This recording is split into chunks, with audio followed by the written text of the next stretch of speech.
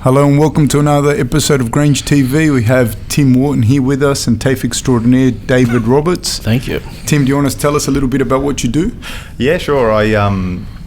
That's a big question. I work for Department of Juvenile Justice, but also have my own private practice, and I predominantly work with young people and young adults who sexually offend, so the perpetrators.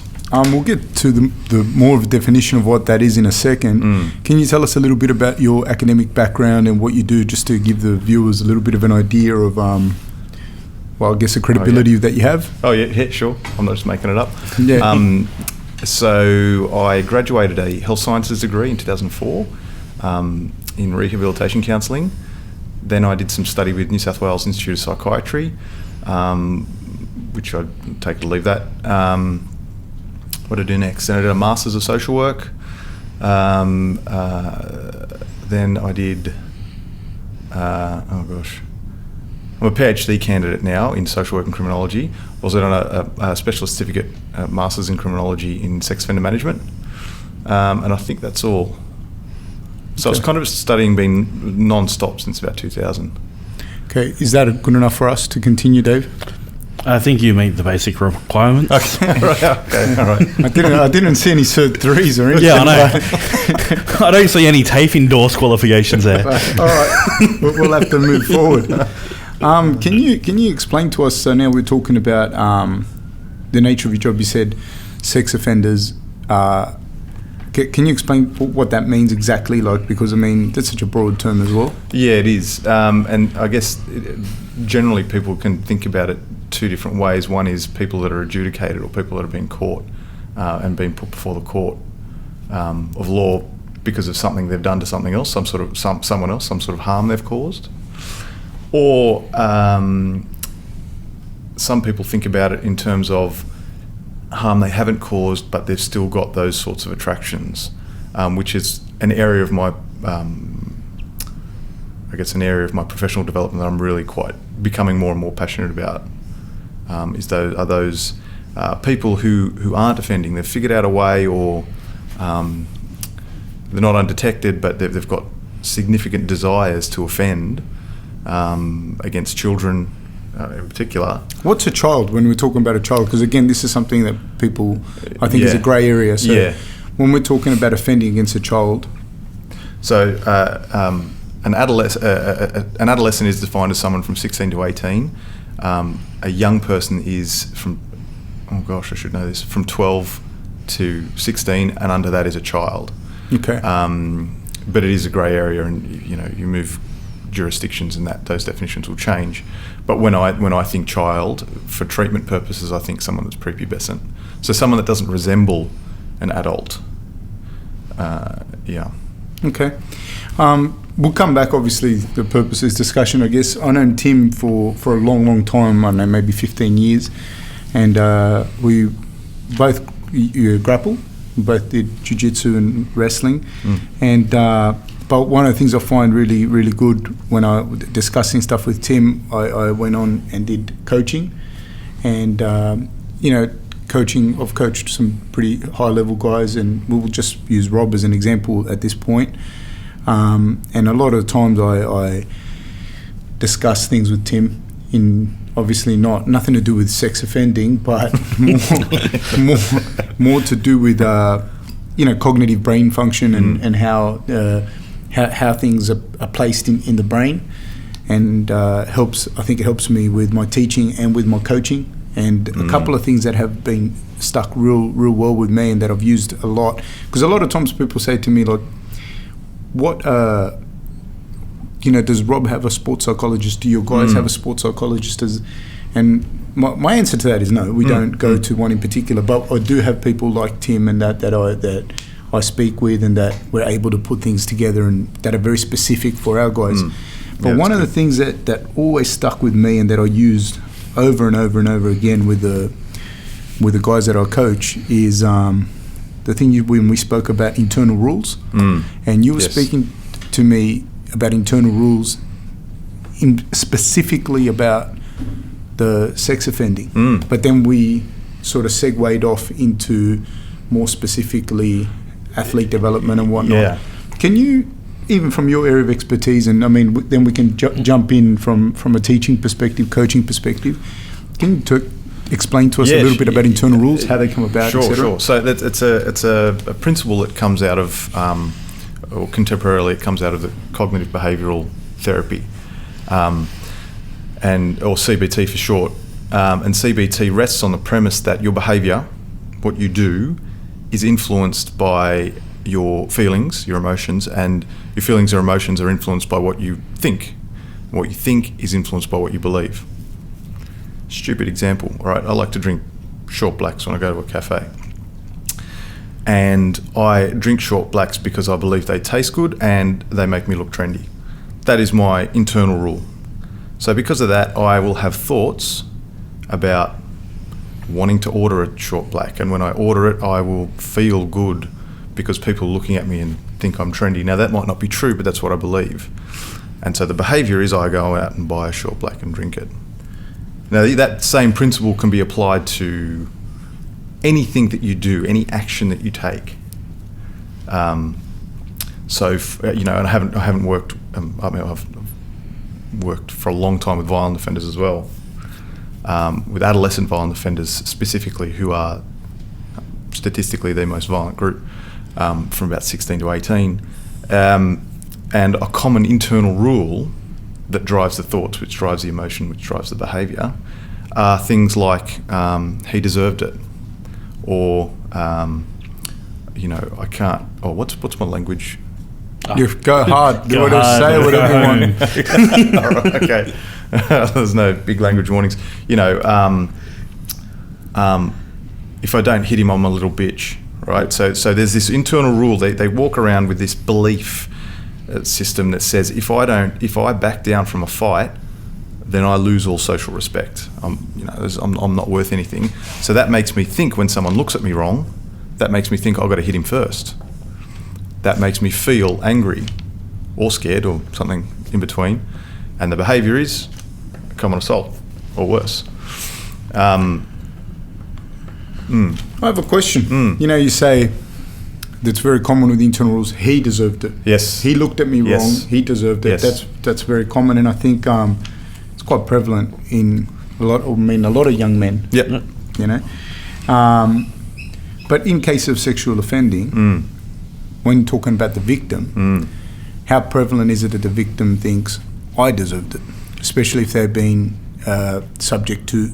You mean the internal rules for the victim? The internal rules of the victim. So I deserved it. I was out late. I shouldn't have been out late. I shouldn't have put myself in that position. If somebody, because I know you work with the offender, perpetrators, yeah. But is that very common as well, to have internal rules that are self-destructive? I wouldn't be able to give you an expert opinion, but I would say that would be more. So internal rules can often serve to protect you emotionally. So if you say things like I deserved it, or I was out late, it was my fault, that might act as an emotional protector. Can you elaborate on that? Yep, sure. So if you say something like it was his fault, or if you say something as simple as it was his fault, that might mean I've now got to go relive it. I've got to take action. I've got to go to the police. Whereas saying it was my fault, that might that can lead you down a different behavioural path. That can lead you down a place where you can just put it to bed. You don't ever put it to bed that the harm is quite long-standing. You need to do stuff to fix that. But do you know what I mean about it being a protective? Yeah, absolutely. It's not healthy. No, of course. Yeah. Of course. The thing that always stuck with me was I guess I always had to use it in a different format when you spoke to me about internal rules. But I realised with sometimes you're dealing with an athlete, and the way that they would come about something, they and I might have misinterpreted what you said, but I had good results from it. But with me, it was I felt that their internal rules, was something like I don't deserve to win. Yes. I don't deserve to be top 20, so then I don't have to train that hard. That's right. Then I don't have to do that many sessions. Yep. Because I'm not I'm not gonna do it. Like this is not. I don't belong with those guys. That's those right. guys are much better than me. Yep. And I guess through conversations with you, and then like little bits of things were seeping into me, I started to understand that. And then speaking to you about that cognitive behavioural therapy and understanding how to start changing those internal rules and putting processes in place to address that, to go, all right, well, maybe you don't deserve, maybe you deserve to win this New South Wales Brazilian Jiu-Jitsu title at blue belt. Yeah, sure. This is very doable for you. Yes. You know, and then, you know, start moving forward and putting those processes in place. Yeah, sure. So I guess, obviously you say you work with, you do work with the perpetrators. Yes. And I don't work with any of them. But most of the time when I'm dealing with athletes and that, I guess they probably take the role of, like, I don't know if the victim would be the term, but they definitely don't take the role of the aggressor, funnily enough. Yeah, sure. It's usually, I don't deserve to you know what I mean? Like same as students in class. Yep. Do you have anything you want to add to it? I was interested when you said about the belief. It Yes. becomes a belief, because beliefs are powerful, because beliefs actually change that whole thing. So That's right. when you talk about fighters being, I'm not worthy, when you see someone like Conor McGregor or something like that who believes they're a champion, and that manifests its reality, and a lot of people like Will Smith and all them talk about that. So it'd be interesting to get both of yours point of view on what's that belief and how does that belief drive that action. Yeah, sure. I think there's it's probably a good time to make a distinction between a belief and an ideology. One thing I do with students, so I teach at uni as well. One thing I do with... can you just talk about where you teach, which uni you teach at? Because you left that out. Sure. So I teach at University of Sydney and University of Western Sydney, and it's predominantly counselling skills, mental health. Those are two areas that I focus on in teaching. So the skills-based stuff, the how you say what you're saying, particularly, because you can be the best cognitive behavioural therapist, but if you're a bit of a dick, then it's going to be it's going to be lost in translation. Yeah, that's right. Yeah. So you need some certain skills, but one thing I talk about with the with students is making a distinction between your belief and your ideology. So I've got a room full of social work students, second, third year social work students, very ideologically driven. Generally a leftist sort of persuasion, and I ask the question, do you believe people are generally good or generally bad? It's a very sort of paradigmatic sort of question that forces them into a specific answer, but generally you get about 90% of the class putting their hand up and say people are generally good. Cool, that's their ideology. So say what happens when you're at a set of lights in your car and you're waiting around and a 45-year-old guy comes up right with his face up against the window and knocks on the window and with his head right up against it. What do you do? And they generally say, lock the door, make sure the window's wound up. But your ideology says people are generally good. So what's the fear about? Do you know what I mean? So they have an ideology that says people are generally good. They have a belief that says people are potentially dangerous and I need to look out for myself. So you can have, and they call it cognitive dissonance, where you essentially hold two different beliefs. Oftentimes those beliefs that don't influence the behaviour are ideological. It's what you want to believe.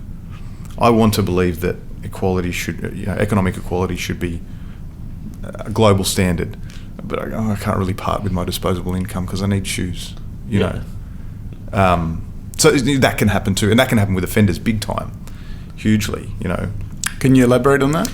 Yeah, sure. Classic one with violent offenders, particularly late adolescent violent offenders. They all love their mum. They'll say they love their mum, and you'll have the discussion, and they are very easily able to articulate that hurting other people hurts their mum, right? So by that logic, going out into a party and being faced by someone that's sort of bridging up and wants to fight, you can't fight them because you don't want to hurt your mum because you love your mum.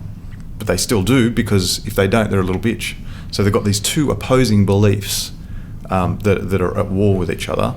And generally speaking, for offenders, a little bitch is that gets overridden by impulse control.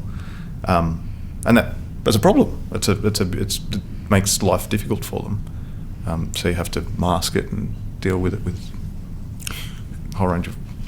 So in answer in answer to your question specifically, what was like? I was interested in your perspective around how does that belief, say for Rob, for example, he has to believe in that to make that a reality, to go and do that training and not have that conflict. How I was interested to see what those two combinations from an athlete point of view versus an offender. Like there's a belief that has to be there. We all believe in something, but what's that belief that turns you into a positive champion or a psychopath? Yeah, that's right. Yeah, exactly. Yeah. Specifically, say with someone like Rob, and it's not just Rob, it's not limited to Rob. We've got other guys that you're going to hear about in the future very, very soon. I can't speak on any other fighter or any other camp, or because I think what we deem as success as well, that's relatively subjective. That's a belief too, isn't it? It is. Yeah, absolutely. Sure. You know, so I can't speak, but I can only speak on Rob. So the first thing, and I don't know how much I butcher your theories that you've explained to me, right? So, but they've definitely helped. You know what I mean? So whether it was a placebo or not, now I'm going to say stuff, and Tim's going to go, "What the fuck's he talking about?" Oh, that's not what I said. But a lot of the stuff, like with Rob, it's like, I mean, you can sit there and talk about like, you know, I want you to believe this, and that was never the case, because I guess the first things when we've spoken about stuff about internal rules and that, and I understand like with goal setting with athletes and what we have to do. So when we first got him in, he was very good as a fighter. He was very, very good. He knew what to do in the octagon. Like he has that. Now he was very well coached coming into it. He had very good coaches. He was at PMA for years and years and years. Did karate throughout his formative years. He spent time internationally at TriStar and other places. He was very well coached. I take very little credit for, you know, what happened thereafter. So he was already thinking. But when we started working together, I just saw that the things that were missing were not the fight stuff. Like you put him in a like if you pick a fight with him, you're going to be in a fight. You know what I mean? Like even if you jump on him while he's asleep. So that was never the issue. The issue then became like when we started talking and we started dealing with stuff like when you're talking about the internal rules. And I think we spoke about internal rules like years and years and years before. Like I never even knew Rob back then. But it just screamed out at me when I was talking to him, and in that it like, and then I could tell like, you know, stuff from growing up and everything, where there was this gap, like a skills gap, like we have at TAFE, you know, that we deal with, and you could see it very clearly that there were things that he didn't think were. He didn't not think he could beat these guys in a fight. He knew he could beat anyone, and that was just him. Like the same way that when you look at something that you know you're pretty good at, you go, I can do that. I can do that. Yep. He knew that he could knock people out, you know. But what he didn't think he could do, I don't think, was the work. And there was no real point doing the work, because I don't think he thought there was any real difference. He never really saw himself as the champion per se, you know. And then when we started dealing with the internal rules and understanding the barricades that he had put in place for that, and then I don't know if this would be some form of butchered cognitive behavioural therapy. You know, we'll have a look. Tim's going to get on. Shut up, you idiot! You're a fool. It was like stuff like, but with Rob was stuff like going to training, right? Yep. And say for example, I can't, and he'd try and get out of training, and then you'd go, well, you still got to go there. And then that became a thing where, like, well, what if I broke my leg? And I'm pretty sure, like, he was, like, on top of a building ready to jump and go, break my leg, I won't have to go. And then I'd go, well, you still have to come in. Yeah. And then, you know, drag himself here, and then, fuck, well, I may as well train. And then he'd train. Yes. And then that became a thing, well, then you have to make those sessions, you know. But then it happens like this. All these little things happen. And this is, we're talking 5 years ago, and the change was massive. And then he won a fight that he shouldn't have, like people thought he wouldn't win, and then he won another one. But now the sessions were like, you know, we added a couple more sessions, we added a couple more things. And then it just started to snowball until now he gets it. We still have to go back and address it. And that's why I think like a lot of times like with therapy, stuff like as serious as what we're talking about, whether you're a victim of sexual abuse or violent abuse or vice versa, like that's shit's not going to change. Like you have to address it, and you have to address it thoroughly. And you probably, even if you don't go to therapy per se all the time, you're still going to have to address it up here. Yes. Whichever, I don't know whichever way you do it, but with him we're always having to go back and go, well, we're setting these goals and these are the things that we have to do to achieve those goals, and the belief comes off the back of the training that he's doing, and not the training for Rob, because when he gets here he trains, it's the other small things that you have to tick off that make you a champion. And then we have a saying, like we always say, like, which I borrowed off a guy named, please, I hope he doesn't bash me, Mike Passanier, and he's like a dude from a Dutch kickboxing coach, and he always says like a champion's a champion even when he's brushing his teeth. Yeah, and we say the same thing, you know, and it's 100% true. So you got to always be doing those things. You got to always be. Then the if you read the book Legacy, which in that book Legacy, the All Blacks talk about like champions do extra, and that's like I read it. Rob didn't read it, but I read it, passed it on to him, still didn't read it. And the thing is that they're saying that one of the mantras is champions do extra. Yeah. So then I'm always saying to him, well, this is what we did, and he's got to hand in like an assignment. He's got to hand in a spreadsheet of his training every week, and then we go over it. Then I'm like, well, what can we do? What's the extras, you know? Where's the line? And I think in that book, like when Rob goes, well, where's the line then, Fab? Where do champions do extra? And I said, well, let's draw the line. And then I found in one of these things, one of the All Blacks got his testicles ripped open. Is that the line? In a match, and they sewed him back up. And I don't know if he played or not, but I'm going with that. Rob's not going to watch this. So I'm pretty sure he didn't play, or maybe he did play. But I said it's on him. He should have read the book. You know what I mean? And I said he got his testicles split open and they sewed him up. And I threw in with no anesthetics. Maybe it was, maybe it wasn't. Who knows? I should have read it. That's right. And I go, that's the line. That's the line. I go, you don't have to fight or train if your testicles are split open. You know? There it is. And it's funny. It's all funny, but it's all part of like, do you get what I mean? Like champions do extra. You're a champion even when you're brushing your teeth. And you're a champion if you do all those things. You're a champion irrespective of the result. Because, I mean, you only have to bob when you should have weaved, and you're gonna get clipped. That the result doesn't mean anything. It's what you're gonna do thereafter. And then I don't think you can separate after that the internal rules of what you believe is success, whatever that is, whatever you believe is success, whatever you believe you have to do to achieve success.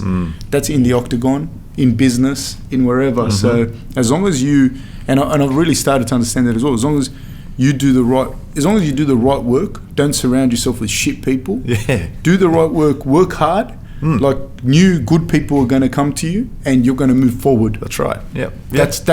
So that's my answer in short to the stuff with. That was in short. Yeah, mate, I could go on. This is my podcast. Sorry, don't come here. I can do whatever I want. You can go set up your own podcast, mate, and talk for hours. I can do this. This is my forum. I'm loving it. That's fine. So that's my answer, Dave.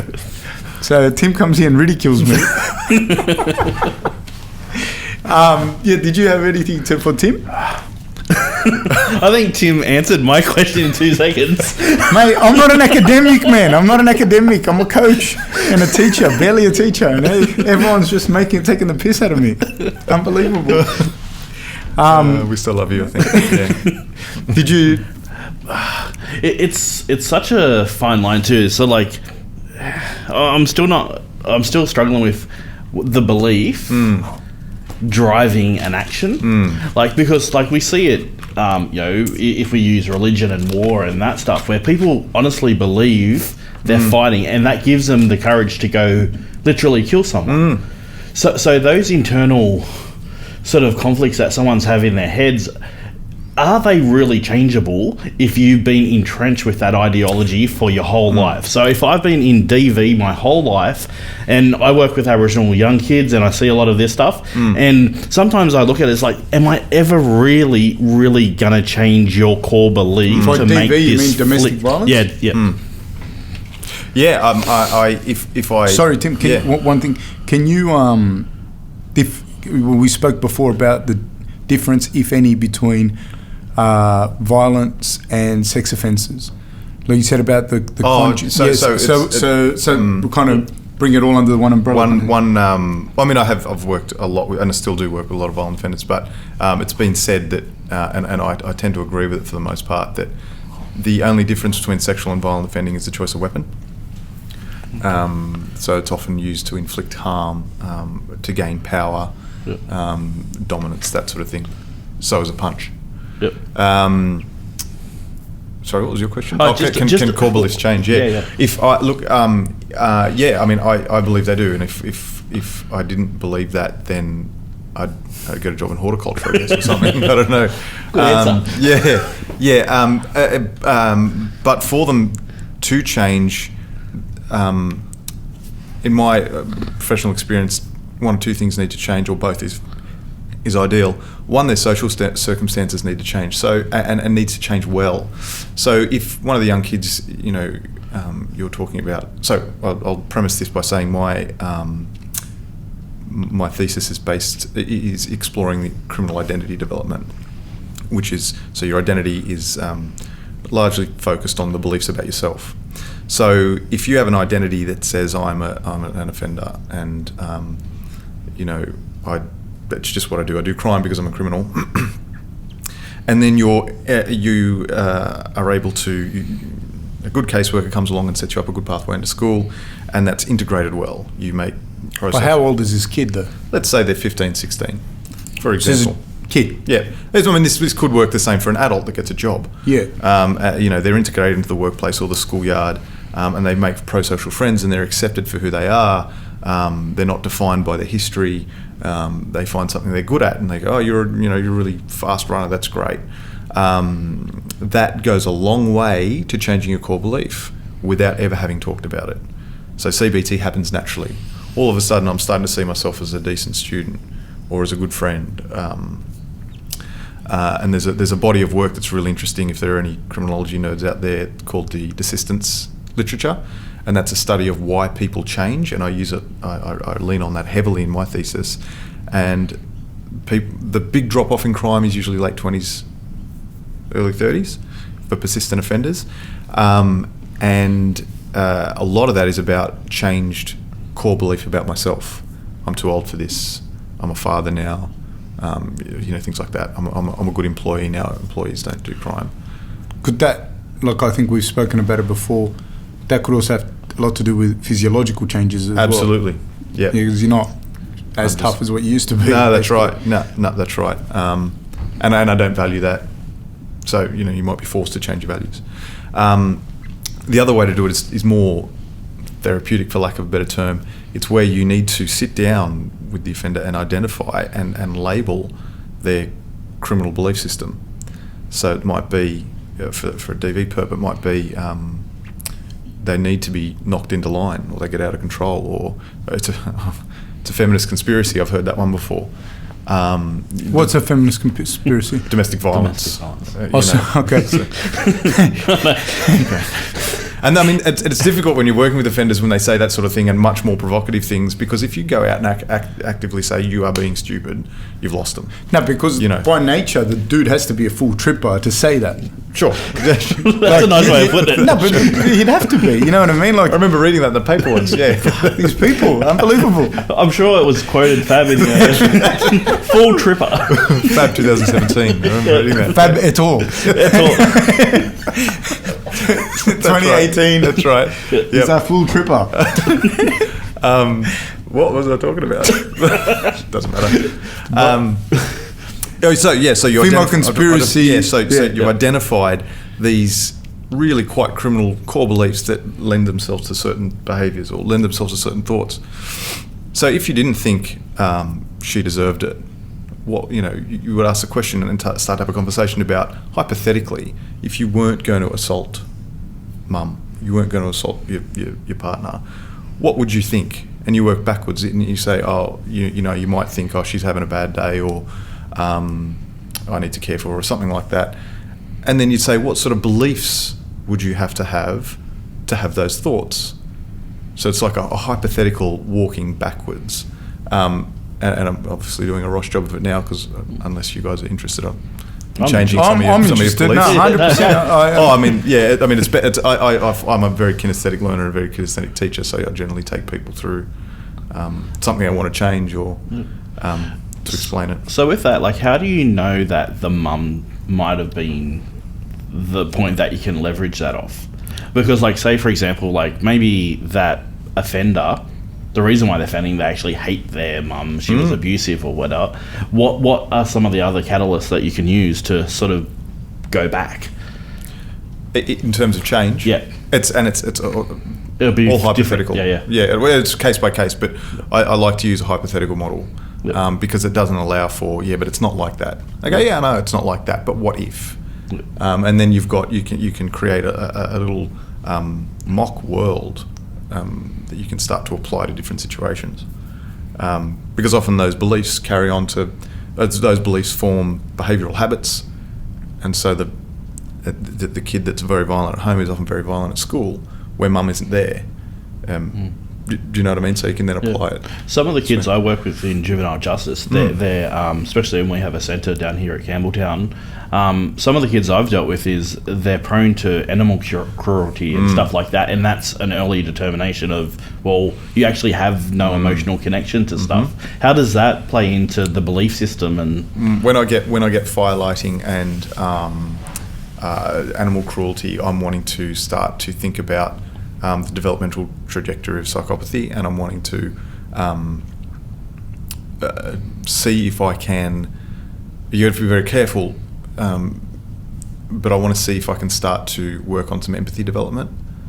The reason you have to be very careful with that, particularly with very much with older offenders, but with younger offenders, if they're not making an emotional connection with that empathetic development, then you might make them more efficient.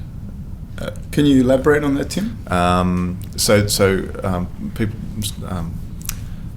People with psychopathic traits have difficulty or don't read emotional cues, so they have to learn it the way we might learn to use a computer. So if you teach them, if you talk, like a mimic, like a mimic, yep. Yeah. So if you teach them, when you do this, people are afraid, for example. They might go, oh, afraid. Okay, I'll take notes. This is what I do to make people afraid. Do you know what I mean? It doesn't translate into, oh, okay, I shouldn't do that because it makes people afraid. It's a mechanism for power for getting what you want. Yeah, sure. Having said that,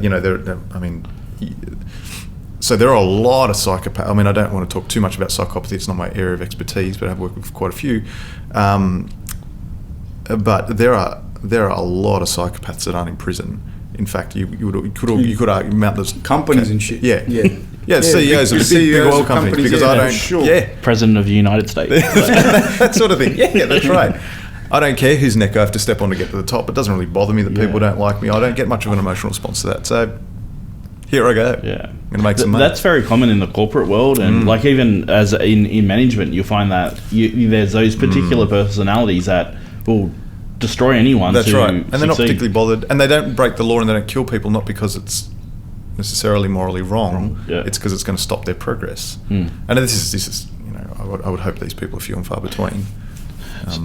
I'm interested in the connection between, because to me, to jump in a ring or an octagon and really, you've said it before, Fab, like when you're in that zone, like it's that person wants to kill me or I'm going to kill them. That's the mindset. So what's that line between empathy and competitiveness? I'm not sure if I phrase that correctly, but it's like I'm always interested in how mentally do I get into that ring and punch someone? Well, that's right. My definition of violence, and this is a subjective definition, but not my definition of violence, requires malice. And I don't think sport requires malice. Sport requires a desire to win. And if you're winning, and if it's pugilism, then that winning means hurting them. Do you know what I mean? Where malice would mean that you're not stopping. They tap, that doesn't matter. I'm going to break this because I want to hurt them.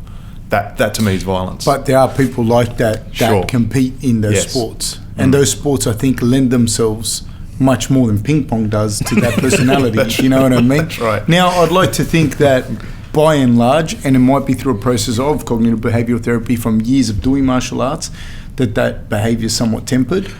But I would tend to think that the dudes that are fighting at the top end, although they're very disciplined, although they're much on a spectrum, would be much closer to, like, if they broke your arm and they wouldn't necessarily be happy about it, but they'll go have a burger after. Well, you'll see that after a fight where they'll like come up and thank each other and stuff like that. If you're in a brawl and you want to kill someone, you don't, thank them after. No, that's right. Yeah, but I think if you like, I don't fight, so it's hard. Like I guess for me, my position, it's very, very, because I'm so close to it, and there's no way I'd fight. Like, I don't like to fight, and nothing, but I'm so close to it. So for me, it's a real funny sort of paradox, would it be? Like, I don't know, like, because there's no, and say the people that are with me, like Rob and Jacob and all the other, they know that I don't fight, and that I don't want to fight, and that I have no interest in fighting, and I'm there for a different total skill set. But when I see them, I know that they are not built and wired the same way that I am. And it isn't just a process of training, because I know I could train and have a few fights, but that's not the same as you being dyed-in-the-wool fighter. Like, that's not like, we've got a guy fighting now this weekend, and he's fighting for the Australian title, and they're not making a lot of money, right? And it doesn't matter what happens, whether he gets sick tonight, there's no way he's pulling out of the fight. And the guy that he's fighting, there's no way that guy's pulling out of the fight. They've already gone past that level of recreational guy. So these guys, they're not wired the same. I don't know how they're wired. I don't know. That's not my area, but they're not wired the same. They're not like, I wouldn't be them if I just trained. Yep. Yeah, that's right. The truth. Yep. But they wouldn't be us here either. That's right. You know what I mean? They wouldn't be doing what we're doing. Yeah, because combat sports does get a lot of crap around, like that it's violent and these people are naturally violent and all that sort of stuff. What's your take on that? I don't think so. I mean, if you look in prisons, there aren't too many professional athletes. Do you know what I mean? But there's a lot of violent crime. Do you know what I mean? But that's why I so I've taken kids to PCYCs to grapple and to box and whatever, mainly for the discipline and the social context. It's much more for the pro-social modelling, particularly if you've got a good coach that you can look up to and you go, he doesn't offend, and he talks to people like this, and that's much more valuable to me in therapy than learning how to fight. But yeah, I mean, again, it rests on that premise that violence requires malice. Combat sport doesn't necessarily require malice. You can be violent and be a competitive sports person, but you don't have to be. Do you know what I mean? Does that make sense? I think it depends on how you define violence. Like, that's right. I guess that's, like, to me, it is definitely violent, in my opinion, just because you are definitely trying to harm the other dude. You're trying to maim him, you're trying to hurt him, you're trying to really, like, they're not playing fighting. They are definitely thing. But I think the big difference between but this is just to put in perspective. I find two guys that shook hands and go, we're going to get down. You're going to maim me. I'm going to maim you. That's the agreement. We're good. Yep. But when we're done, we're going to shake hands and then we're cool. Yep. We're good. All right, cool. And that's what happens. And they fight, and they're channeling that aggression and that violence into that area.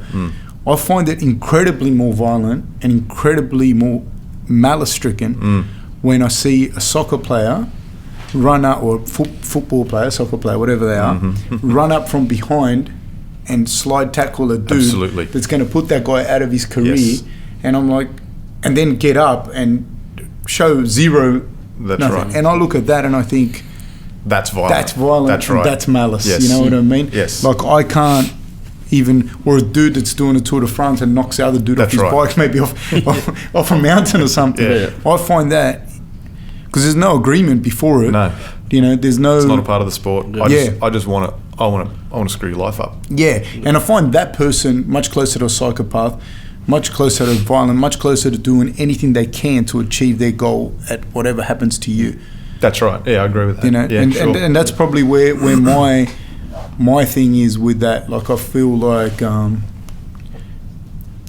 fighting's violent. There's no two ways about it. Like, I don't think they're not playing, but like, there's worse things out there. I find a dude that goes to work every day and is in middle management, no offense Dave, but and just fucks with people's lives, you know what I mean, day in, day out, and that's far more violent to me. Yeah, to me, I want a golly in his face, you know what I mean? Like, that's, I think, your lowest form of shit in the world. That just goes back to the overall thing is, you know, with offenders or whatever, it's about oppression, isn't it? Like, whether you're a leader or you want to oppress or dominate someone else. Yes. So whether you're a leader and it's that middle management dickhead or thing, it's that same behaviour, that own behaviour. So we've had to study sort of cognitive behaviour in leadership and management. So we're the best leader as possible. Cool. But we never really looked at this in like how you phrased it. What some of the stuff away from, you know, dealing with people who really are the extremes of the extremes to how would someone practically use this in their daily life to achieve a better outcome for themselves? Yeah, I would look at you've had a bad day and you have to figure out what was the catalyst, what caused that bad day. It might have been a conversation with a report that you've got, and then you can start to examine that. Why was that such a difficult conversation? And it might have been because that report, that subordinate, that staff member came and spoke to you quite rudely and abruptly. Now you can deal with that and have a very sort of quite a different emotional response because you believe something different about it. So if you believe that they're coming in and they're threatening your power and they don't respect you and you know they just want to see you fail in your job, you're probably going to have a pretty poor emotional response. If they come in and you believe that this something different, you might believe that this person has some professional development that we need to work on here. They've got poor impulse control. They're upset. That's not going to do well for their career. And that's what you're thinking about. Your emotional response is going to be very different. It's going to lead, ironically, if your emotional response is calm and not affected, you're probably going to be a much better manager.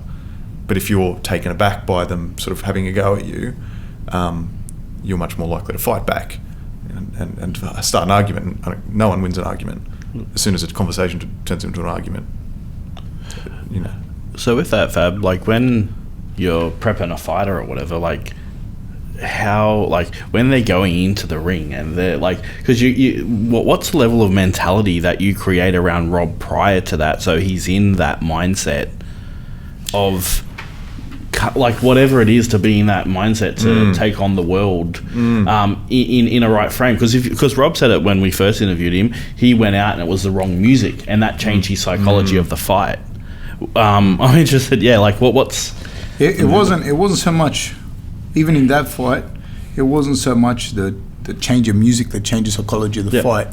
It was the fact that, like, because if he's in the right mindset, you can play whatever you want. You can not play his music. You're not going to get away from him. Do you know what I mean? But it was the steps leading up to it. So we always discuss, by the time fight night comes along, like if you've done everything else right, doesn't matter what happens. You can have like 1,000 legionnaires run through the place. It won't matter, you know. But and it doesn't get very sexy. We don't have to have like these extremely riveting talks. But we do make sure that on the steps leading up to it, we've made all the right decisions, and I reaffirm those things to him. And so it might be something simple as like, you know, in the lead up to the fight, not even on the day of the fight, we have our schedules that we go through, and we keep those schedules to the best of our ability.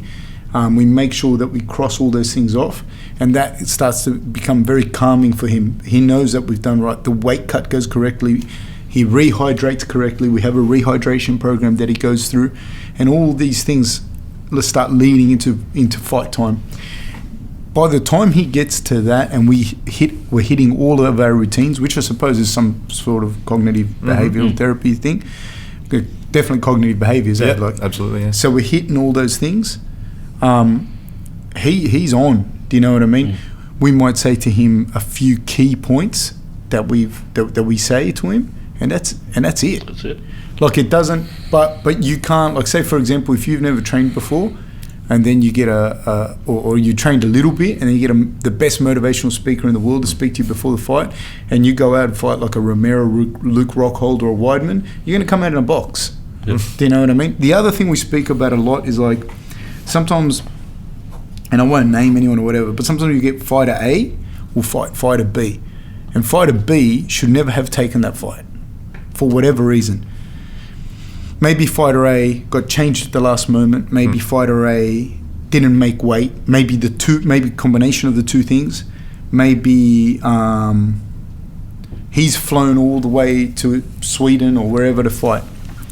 But fighter B needs the money from that fight. Do you get what I mean? Yeah. And so then he takes a fight, and then he loses, and then it becomes a problem. And then my thing to that, and this is what we deal with a year before the fight, is like, what were you doing with your money that a fight decision became a financial decision? They're two separate things. Do you get what I mean? So we make sure that financially we are addressing those things, because they all go together, but they're separate as well, you know? So in answer to your question, like, and I'm sorry, like, it's not like a sexy answer with people expecting that. And then I said to him, come here, Rob, and we hugged, and he cried, and I cried. Yeah. I told him about I want a Denzel Washington movie out of this, man. Come on. It's like, and I think I get a lot of that from my mum, is like, honestly, like, man, if you didn't do your homework, don't expect the results. That's right. Too bad. How come crying to me? I'm not writing you a note. You know what I mean? Like, you had all week to do it. You know what I mean? So we're very big on that. So with that, like, routine and repetition, how does that impact on when you're working with violent offenders and stuff? Because do they have that? Is that... No. You get, particularly in... so I'm at the moment, 3 weeks of the month, I'm based at a custodial centre, not far from here. And there are kids that will offend to come back into custody because it's routined, and it's relatively safe. You know what I mean? Yeah. So they feel calmer. It's predictable. Whereas in their lives, their only routine might be juvenile justice supervision. They've got to come in twice a week and then see a caseworker or something. So they've got 3 things to do a week. Very hard to do that when you're not at school, or you're at school every other day. It's all out of whack. Very difficult to affect long-term change in a very scattered lifestyle. Very itinerant, almost homeless every other week. Was that interesting? Yeah, because they have a different motivation altogether. Like, they're just worried about... Because it's funny, because I deal with similar clients where they're worried about just having food, so they'll offend. Yeah. And within Aboriginal communities, it's funny because there's a culture that if you don't go to jail, then you're not inducted into manhood as well. Yep. So there's another layer of that. It's part of their belief system. But on top of that, it means that they're getting a meal every night, which is when I've spoken to people, it's actually more of the driver. Yes, that's right. That comes down to, like, that hierarchy of needs. Like, Maslow. If you're just thinking about, like, food, then we're at a different level. That's right. You'll act to get food. Yeah. But that's a very different psychology, because that's survival than someone who's just a predator. I'm not sure if a predator is the right word but I know what you mean. Yeah. And particularly for those behavioural problems as well. When I say behavioural problems, I'm talking about acting out, and things aren't necessarily should be criminalised, but they're very difficult to deal with. They're certainly going to get you kicked out of school. They're not particular. Dealing with those sorts of behaviours with a cognitive behavioural framework alone is almost impossible, because there's not a whole lot of thinking that goes on with those sorts of behaviours. So, for example, a kid that has suffered trauma for the first 6-7 years of his life, he's witnessed a lot of physical abuse and drug dealers coming and going, whatever, very dangerous. Hippocampus, the smoke detector of your brain, becomes super sensitive. When you put a smoke detector in the kitchen, you cooked toast and it goes off. There's no fire, but the smoke detector is going off anyway. That's the same thing that happens to you neurologically. And that's if you've suffered trauma, if you've at what age? At developmental ages. Well, at any age really. No, but it can happen to return war veterans. But you were saying in particular at this stage, how old the development? Oh, so your brain grows from the age of 1 to 3. It grows from 300 grams to about 1,100 grams. From 3 to 26, it only adds another 400 grams on top of that. So those first 3 years of development are huge in terms of your brain development, your brain mass. So if you've suffered trauma during those years, with good reason, your brain gets really sensitive to dangers. And if you're let's say you've got a particularly large male worker who's been assigned to you, you're a young offender, you keep stealing things, you keep getting into fights, and you have a very large worker that's approaching you, you will have a certain amount of anxiety because your brain is telling you this is a dangerous situation. This looks like what used to happen. A much larger male would come and beat me or beat my mum, or and then they're not cognitive memories. That's now neurological wiring that just happens. In the same way that when we see a shark in the water, we freak out because it's dangerous. They believe that that's dangerous. It's not, but it's a social worker. But that's so that's something that's happened to you between the ages of 1 to 3 or something. And that's particular. Yeah. So during those early formative years, it's particularly damaging, but it can happen at any age. It can happen into your adulthood. So when you talk about neurological wiring, so let's say it goes 1 to 3, that could have happened. Something could have happened to you then something could have happened to you 3 to 12, and you don't necessarily have to even be aware of it. No, not at all. It's for that neurological it's a pathway. path. So if you grow up, which would be very prevalent in these situations, you grow up in a situation where your father's abusive, beats the shit out of your mum, or your mum's abusive. So your dad beats the shit out of your mum then beats the shit out of you, or I don't know, swears at you, or the way she interacts with you is abusive and blah, blah, blah, blah, blah. From 1 to, say, 12, there'd be varying stages of this neurological wiring? Yeah, there would. Yes. I'm not trying to paraphrase, I'm just trying to understand for me. Yeah, sure. They are. They may or may not be significant, those changes. So you might see very similar behaviours from a 50-year-old returned war veteran from Afghanistan than you would in a 20-year-old young person that suffered trauma in their development. So it's all very case by case. The reality is we don't know, we know a lot about the brain, but there's more that we don't know than we do. But what we can say is that excessive amounts of exposure to trauma changes the shape of your brain in ways that it takes a long way to unchange. Do you know what I mean? And that's just neurology. Now, if it's very difficult to take a purely cognitive behavioural approach to someone with where neural pathways are hardwired because they're not aware of what they're thinking. You can say they're not dangerous, and they might have an ideology that this big social worker is not dangerous, but that's not what your brain says. Does that have a link to prejudice and racism and stuff like that? Because sometimes people are naturally afraid of someone because of their skin colour, but that's not a reflection of that individual or whatever. Could be they could be the really nice, whatever. Yep, but that's dangerous. It's different. I don't know what's happening. That's strange to me. Yeah, but I think as well, some people have an intimidating. No, but some people do have an intimidating face, or they don't know. They don't even realise that they do. Do you know what I mean? Or has that face been embedded in them psychologically to be scary because they might have watched a horror movie when they were a kid, and that scary face is in their head. So when they see someone with a weirder shaped nose, that's a trigger. They go into. But there's also a thing if you walk around doing frowning and shit that's saying to people, don't approach me. That's what I mean? Yes. Certainly saying that. Yeah. One of the things at the centre that I'm working at now that I'm working on with youth officers is making a clear distinction between being friendly but not being a friend. So you need a friendly disposition, but you certainly can't be their friend. That's a different kettle of fish. That does a lot more damage than good. But being friendly is body language. It's the way your face is. You know what I mean? It's the way you approach. It's the way you walk. Are you holding a weapon or not? Not too far. Yeah. Okay, go.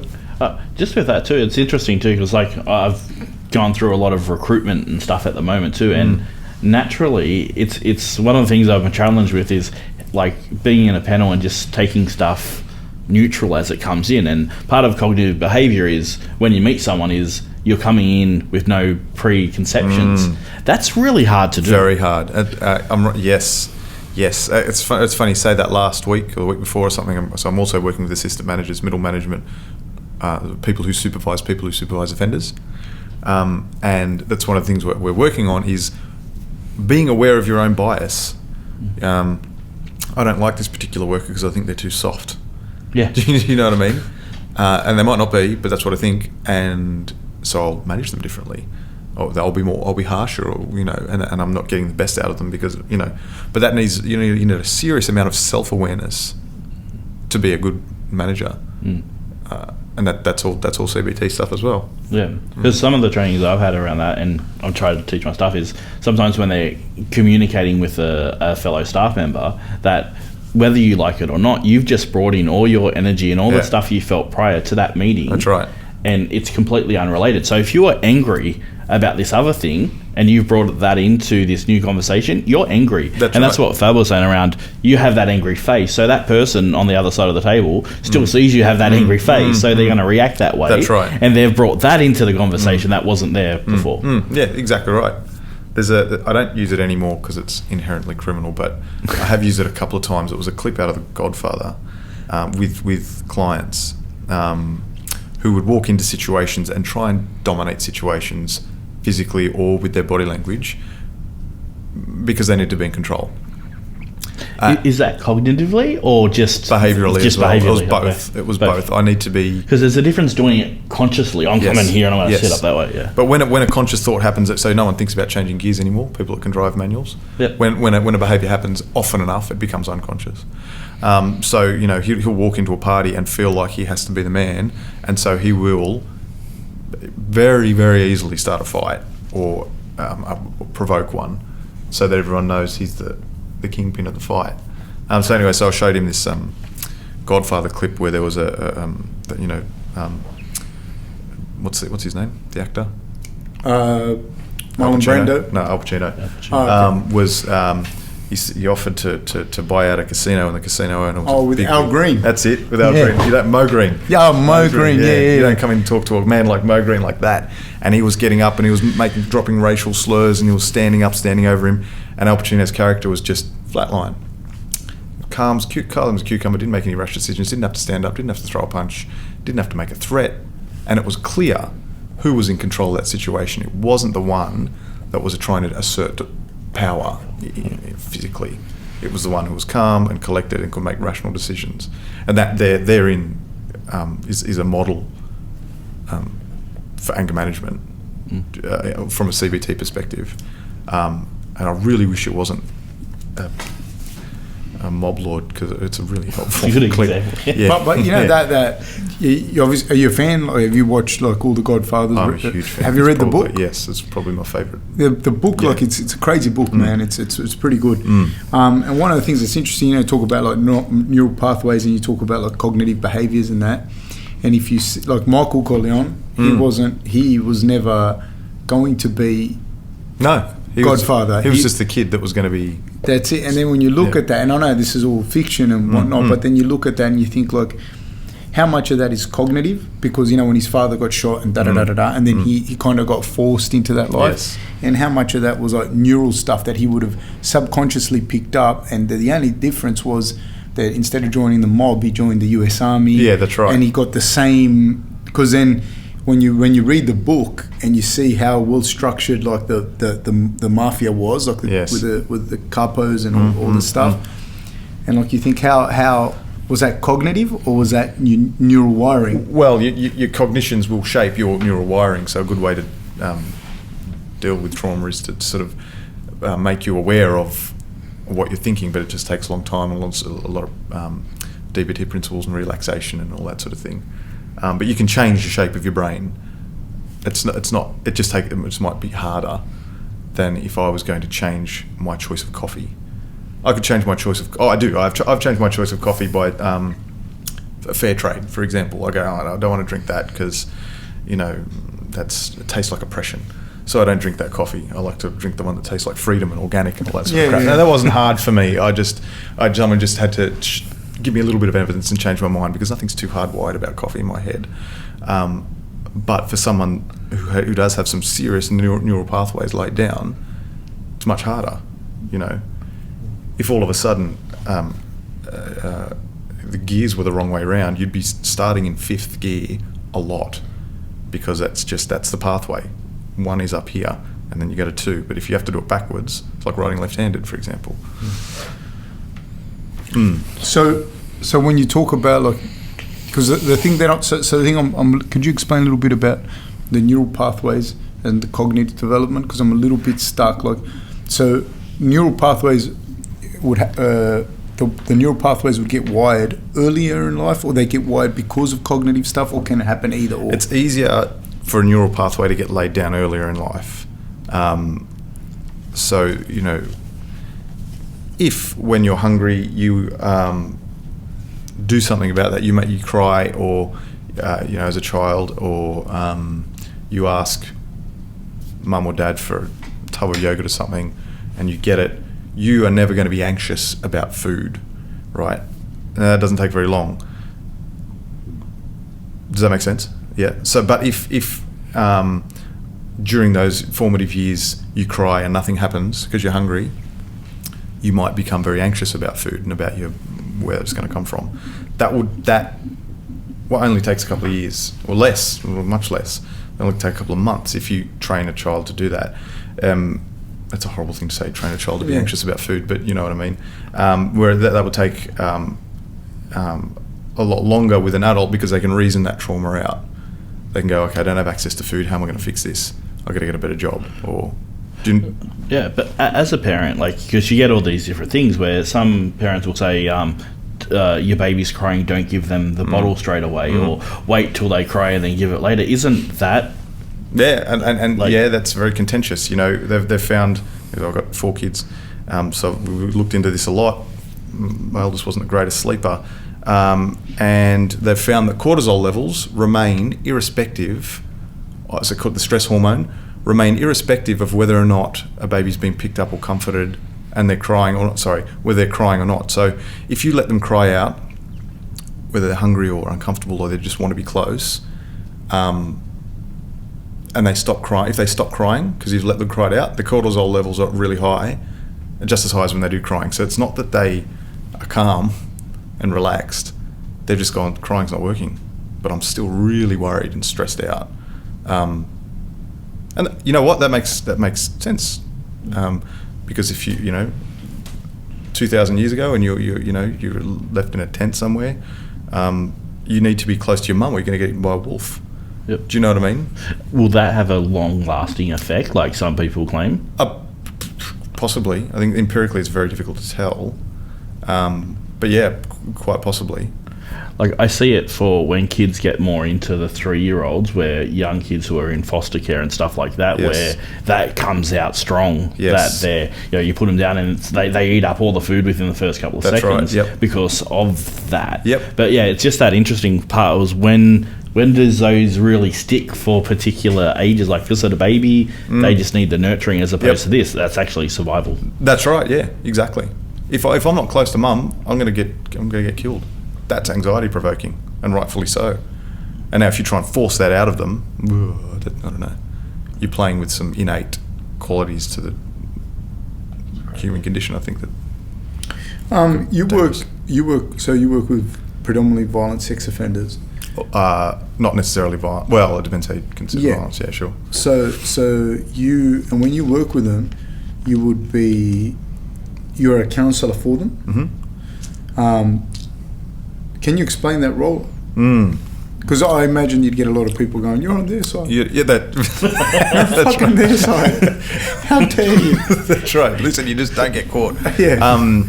Well, that's right. So it is so I've done some over the last year. I've done some counselling with the NRL, and it was all relatively voluntary, and I found that really difficult.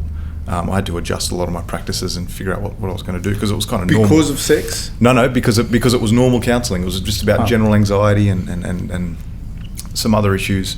And I had to work really hard to just have a normal conversation, because what my counselling with sex offenders is premised very differently. The opening conversations are things like, if you disclose things to me, I'm going to have to go to the police of certain things. One of my very, very clear role clarification statements is, when you or if you say something really that I think is dodgy or it's going to get you into trouble, I'll pull you up on it. We'll go through a little bit of it. We'll talk about that. And essentially what I'm saying is, when you say bad things, I'll challenge you. And that's almost adversarial. So you really got to manage that, because as soon as you're an adversary, you've lost them. If you set up a counselling arrangement with an offender where they see you as an enemy or someone that's difficult, they are more likely to create more victims, and then that becomes, really, that's my fault. Can you elaborate on that? So if an offender walks out of a session with me and they're pissed off, they're really angry because I've just said to them, you need to, you're gross, you're disgusting, everyone hates you, you are the scum of the earth, so change, so you're not the scum of the earth anymore. They are more likely to offend because of that, the emotional response that would elicit, than if they left feeling like I'm making progress or I'm calm. Much less likely. It's ridiculous how low those levels of risk are compared to if they're walking out angry, powerless. Because the whole thing is they want to exert power on somebody else. I need to get that back, yeah. So if they're feeling powerless, they're going to... Yeah. One of the best movies around this sort of thing that I would really encourage people to watch is The Woodsman, Kevin Bacon, and that's the only actor I know. I think there's some other big names in it, I don't know. But there was actually, I was talking about it the other day, Fab, I think. There was a scene in that where, so the film's about a sex offender that's on parole. And he's at home, and he's got a little, he's a carpenter, and he made this little desk, and inside he writes it, he journals and all his difficulties and whatever. Police came around to his house, an investigator, and talked to him like a dirtbag, sort of really put it over him and made him feel really small. That was the only point in the movie where, or one of the most significant points in the movie, where he fantasized about having sex with a prepubescent female. And it was off the back of feeling like a little nub of a human, because this cop has just come in and done everything short of physically harming him. The funniest thing is, most people's reaction to, especially a sex offender of younger people, is kill them. That's like that. Like most people, they say, "Oh, yep, you can do that." But for a child, if it again, or if you imprison, what? It's such a weird thing, isn't it? That comes down to the deterrence, the notion of deterrence and vengeance, and people have got to figure out what they want. So if they want to kill them out of vengeance, all right. To me, that's up to you. I can't change that. I can't ask you to forgive them or whatever. That's a different thing. If you're saying it's about deterrence, treat them bad, treat them really bad, and they won't do it again. That doesn't work. And the literature supports that it doesn't work. Yeah, really good anecdote. So, Victorian England, pickpocketing was punishable by death, and you hang, right? And there were public hangings. So you pickpocket, you get hung, strung up for everyone to see. And that draws crowds at the time. That was entertaining. So everyone would rush and watch all these pickpockets getting hung. Because it's a crowd, crowds attract pickpockets. So in these public hangings for pickpockets, there were lots of pickpockets walking around going, yoink, yoink, yoink, yoink, yoink. Deterrence doesn't work. Deterrence works for people that don't need it. So deterrence works for me because I've got the nous and the social resources and a lot to lose. If you don't, then it won't work. And by and large, like, what's the prevalence in our communities, do you think, of people that are offending against? It's an unknown number. So is it higher though, do you think? Yeah. Would you guess? Really high, yeah. Huge. 1 in 3 females. Beg your pardon? 1 in 3 females, and I would the numbers for people that have been abused I think is higher for males, but it's harder for a male generally to admit it. So I don't think as many males will come forward. Huge numbers, and to varying degrees as well. And how do you pick the dude? How do you pick someone that does it? Like, what's a prototypical sex offender? For adolescents, it's impossible. They've tried. They've just found so many variables. Adolescent offenders that it's very difficult. There are there are risk factors for recidivism for doing it again that are fairly reliable risk factors, but those risk factors are only switch on once they've offended. So one of the risk factors for an adolescent offender, for example, would be social isolation. But if you've got a socially isolated young person that hasn't sexually offended, that doesn't put them at risk of sexually offending. I need a flow chart to explain that, don't I? No, I get that. You get it? You get it? Yeah. Whereas, for adults, it's very different. You can typecast, but it's not. There's not necessarily any physicality traits. One thing I think is quite common that I find very interesting is you have a lot of adult rapists who are massive guys. They're on the juice and they're walking around, and you see them in prisons, hugely charismatic and demand a lot of attention, and physically quite intimidating. And underneath all that, there's a little sort of 4-year-old child, very super fragile.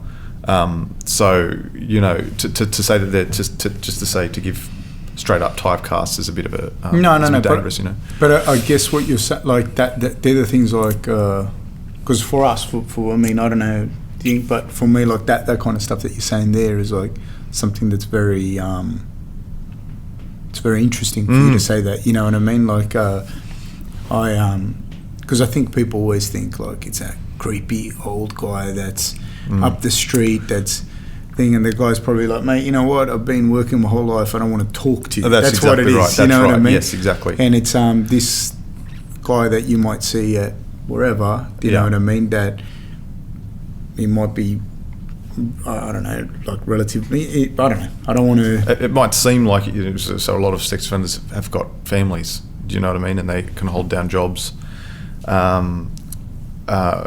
Completely anecdotally, this isn't speaking from literature, but I often find that recidivist sexual offenders struggle socially.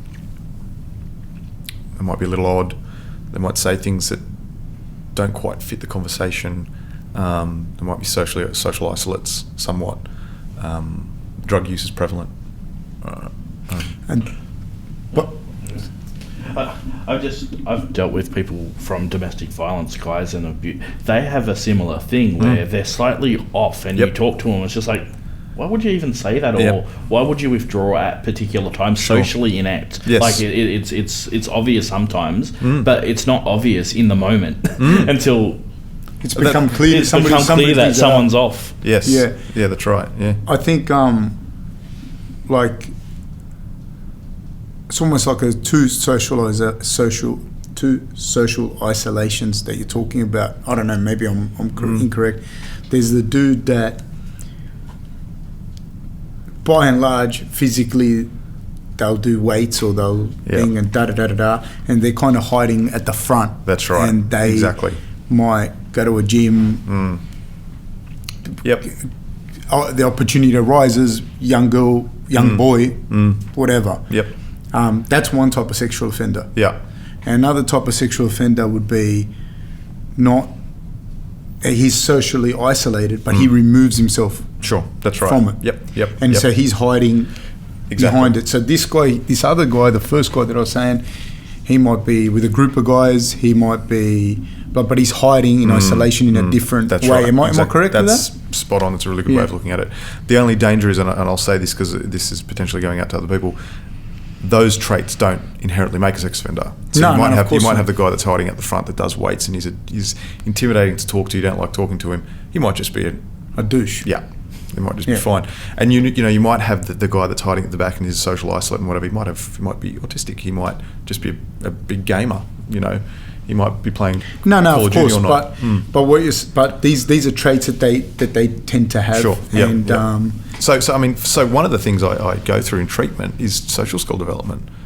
that I could teach anyone really, but it's so common amongst people who sexually offend that it's worth knowing.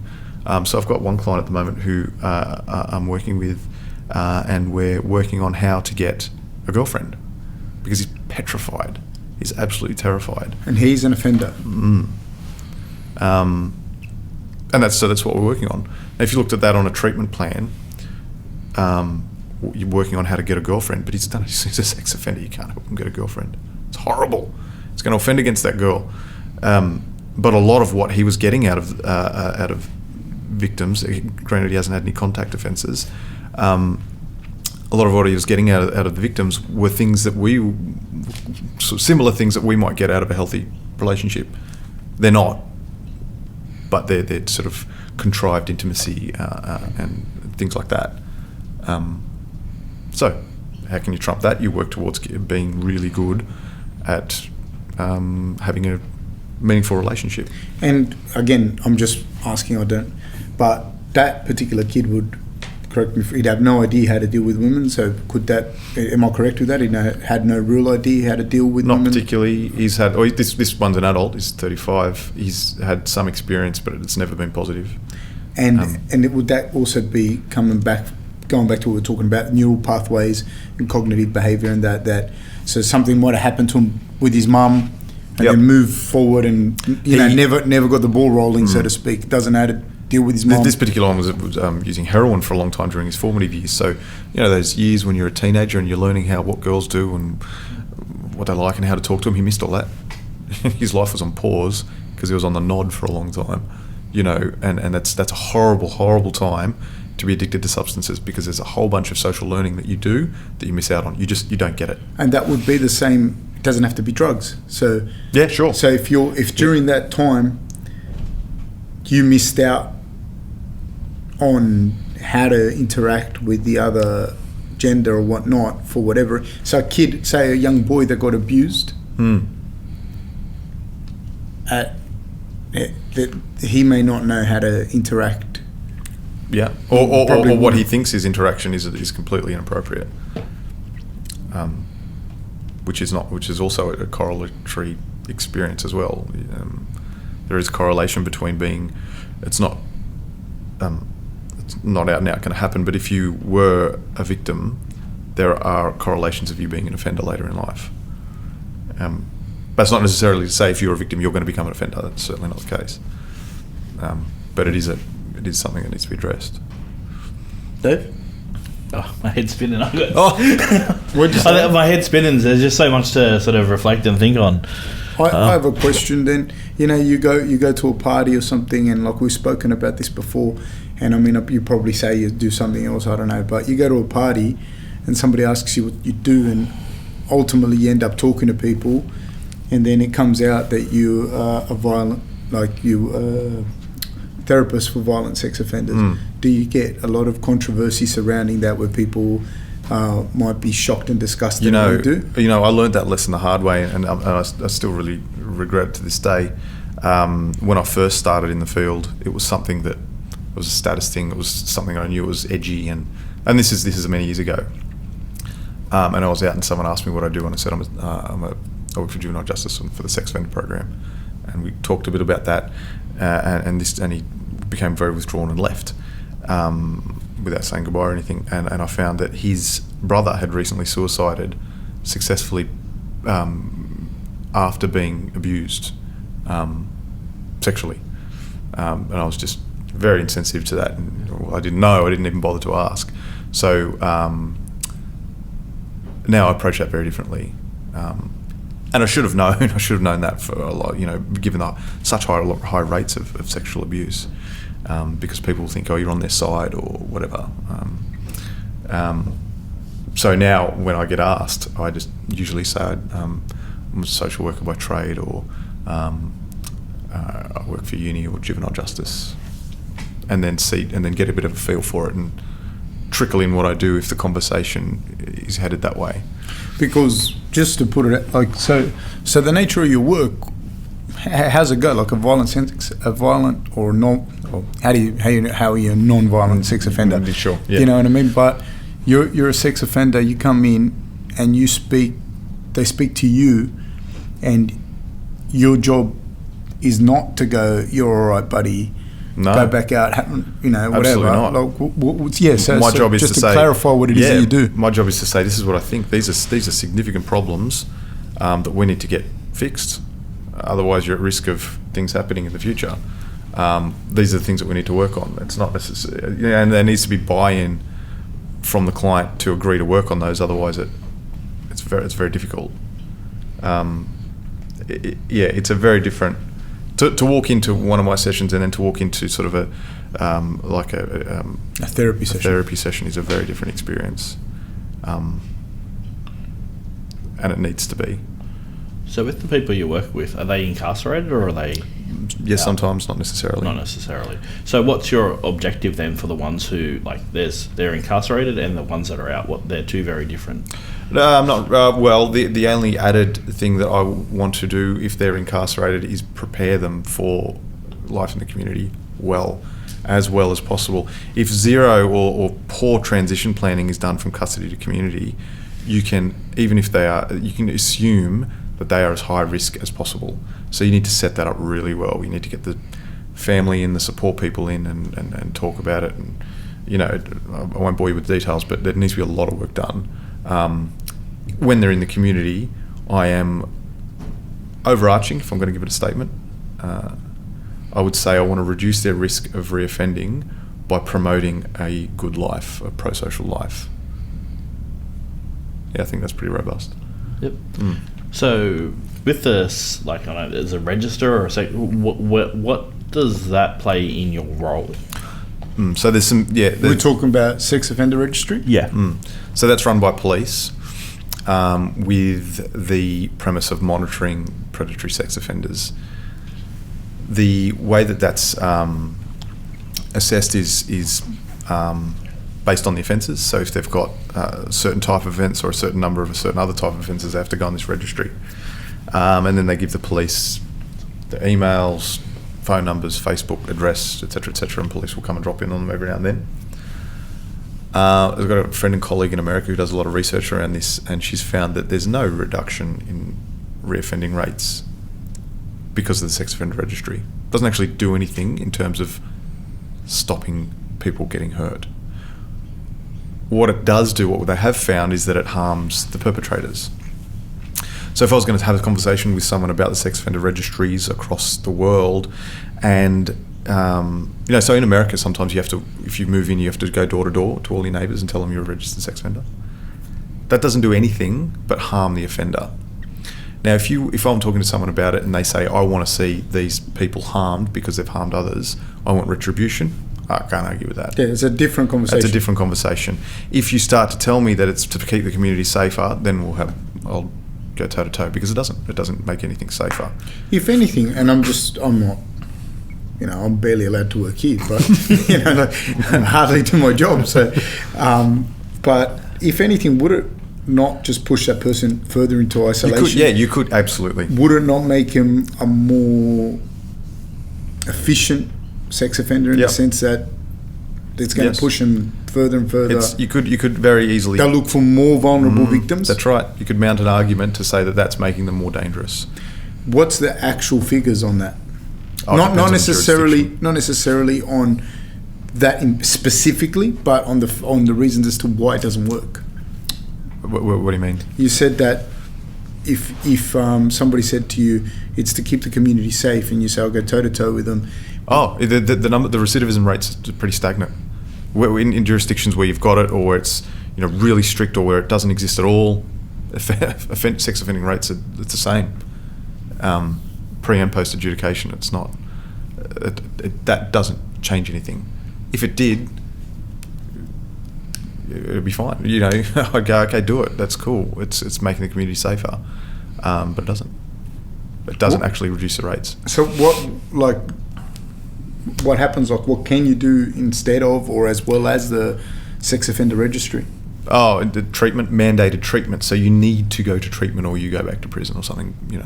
It's not. This isn't a voluntary thing. You need to do it because there is a lot of treatment modalities that work. and they reduce recidivism. So it does? Yeah. There are things that, Yep. that like what? So, adolescents, for example, multisystemic therapy is really effective.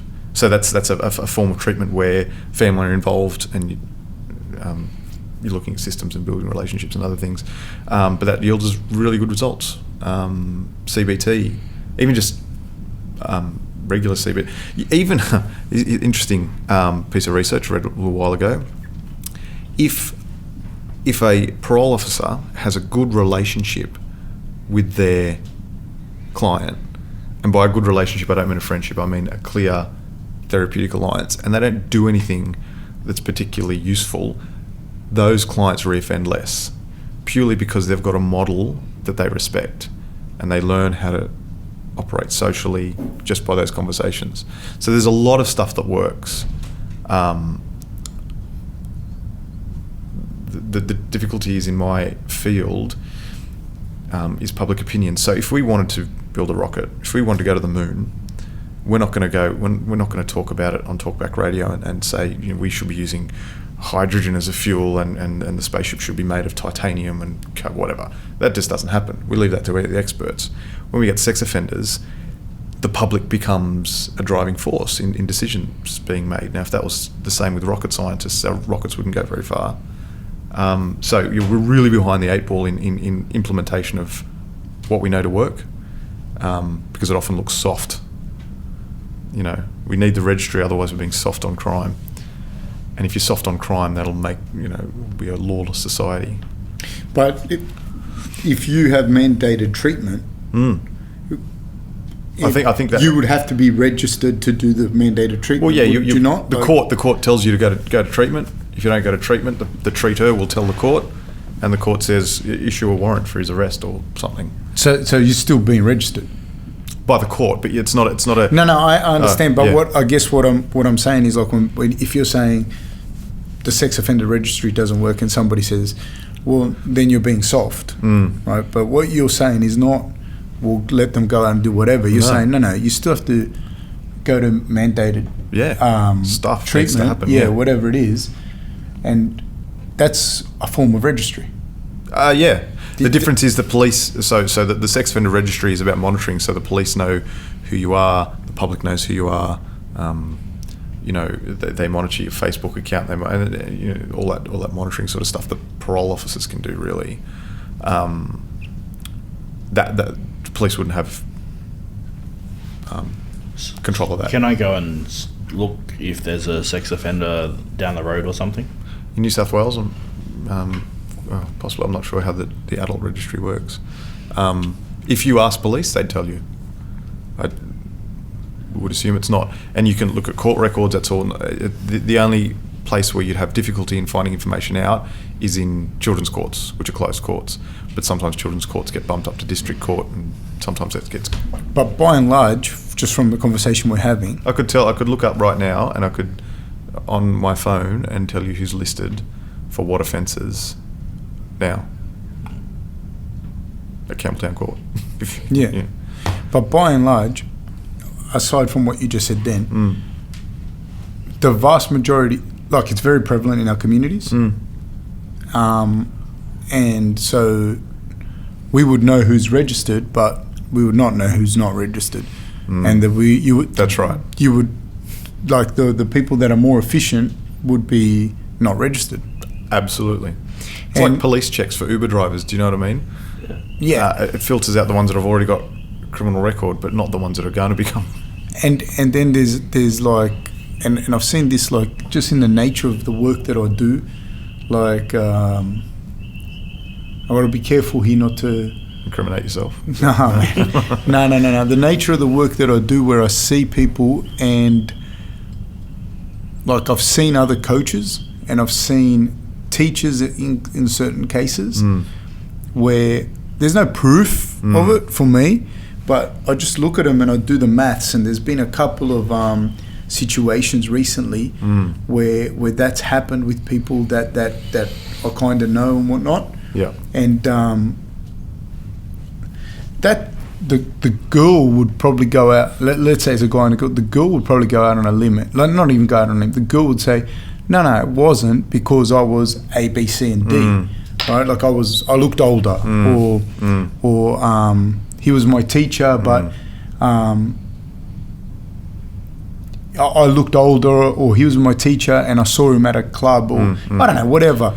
There's been a few cases like this that over the years I've run into, and I think like, if you're a grown-ass man, and you should know, and you slept with a 15-year-old girl, that's right. That's not like, and you're out there, you're still out in the community doing that. Do you know what I mean? Like you're not, and that guy hasn't been charged, or I don't know if he's been charged, but I'm saying, and it's not like that guy, like I'm talking about a particular person. Like, unfortunately, like I've seen this scenario play out many times, and I've heard the conversations that the girl might have or whatever. She's, no, I'm 15, or I looked older, or I was 14, but I looked older, and da-da-da-da-da, and then you... That speaks to me of a pretty invested level of manipulation from the offender, if that's the sort of rhetoric because a 15-year-old girl probably isn't going to come out of that on her own. She's very likely to have been groomed. You look old. Oh, you look so... Oh, I thought you were 20. Yeah. Oh, wow. Let's go out anyway because you look 20. And to me, like, I don't know, when I see that in the community, well, I think like how prevalent that must be, because these people are not like that. That was normalized. Do you get what I mean? That sort of thing was normalized. A person comes to terms with it if they have, or if they haven't. Sure. Sometimes they have kids to them. Sometimes whatever. You know what I mean? And you just look at it and you just think like, how much does this happen? Do you know what I mean? And then looking at it and going, oh, there's a registry and da da da da da, and that must catch like, what's a percentage? Tiny. Yeah. It must be a really small percentage of people that are on the registry that are compared to the actual harm that's caused. Yeah. Yeah, right. Which is why and it's legally very tricky, and it's something that I'm mulling over with my professional peer supervision group. Is I have this growing passion for treating undetected sex offenders, people who they're not going to go before the court because who wants to go to jail, but they want to change. Where do these people go? They have to be caught or keep offending to be caught to change, to get help. That's a growing interest of mine. The tricky part is if they make disclosures that this one time I did this to this person, I have to tell someone. I have to take that to the authorities, which really is not great for the therapeutic process to promote change. So how do we do that? And I don't know. I haven't got the answers for that. But there is an Australian-based out of Sydney, I think, and I don't yet know how I feel about this, but I might be able to tell you in a month or two. But there is a group started by a young guy in his early 20s who identified as a non-offending pedophile. He had attraction.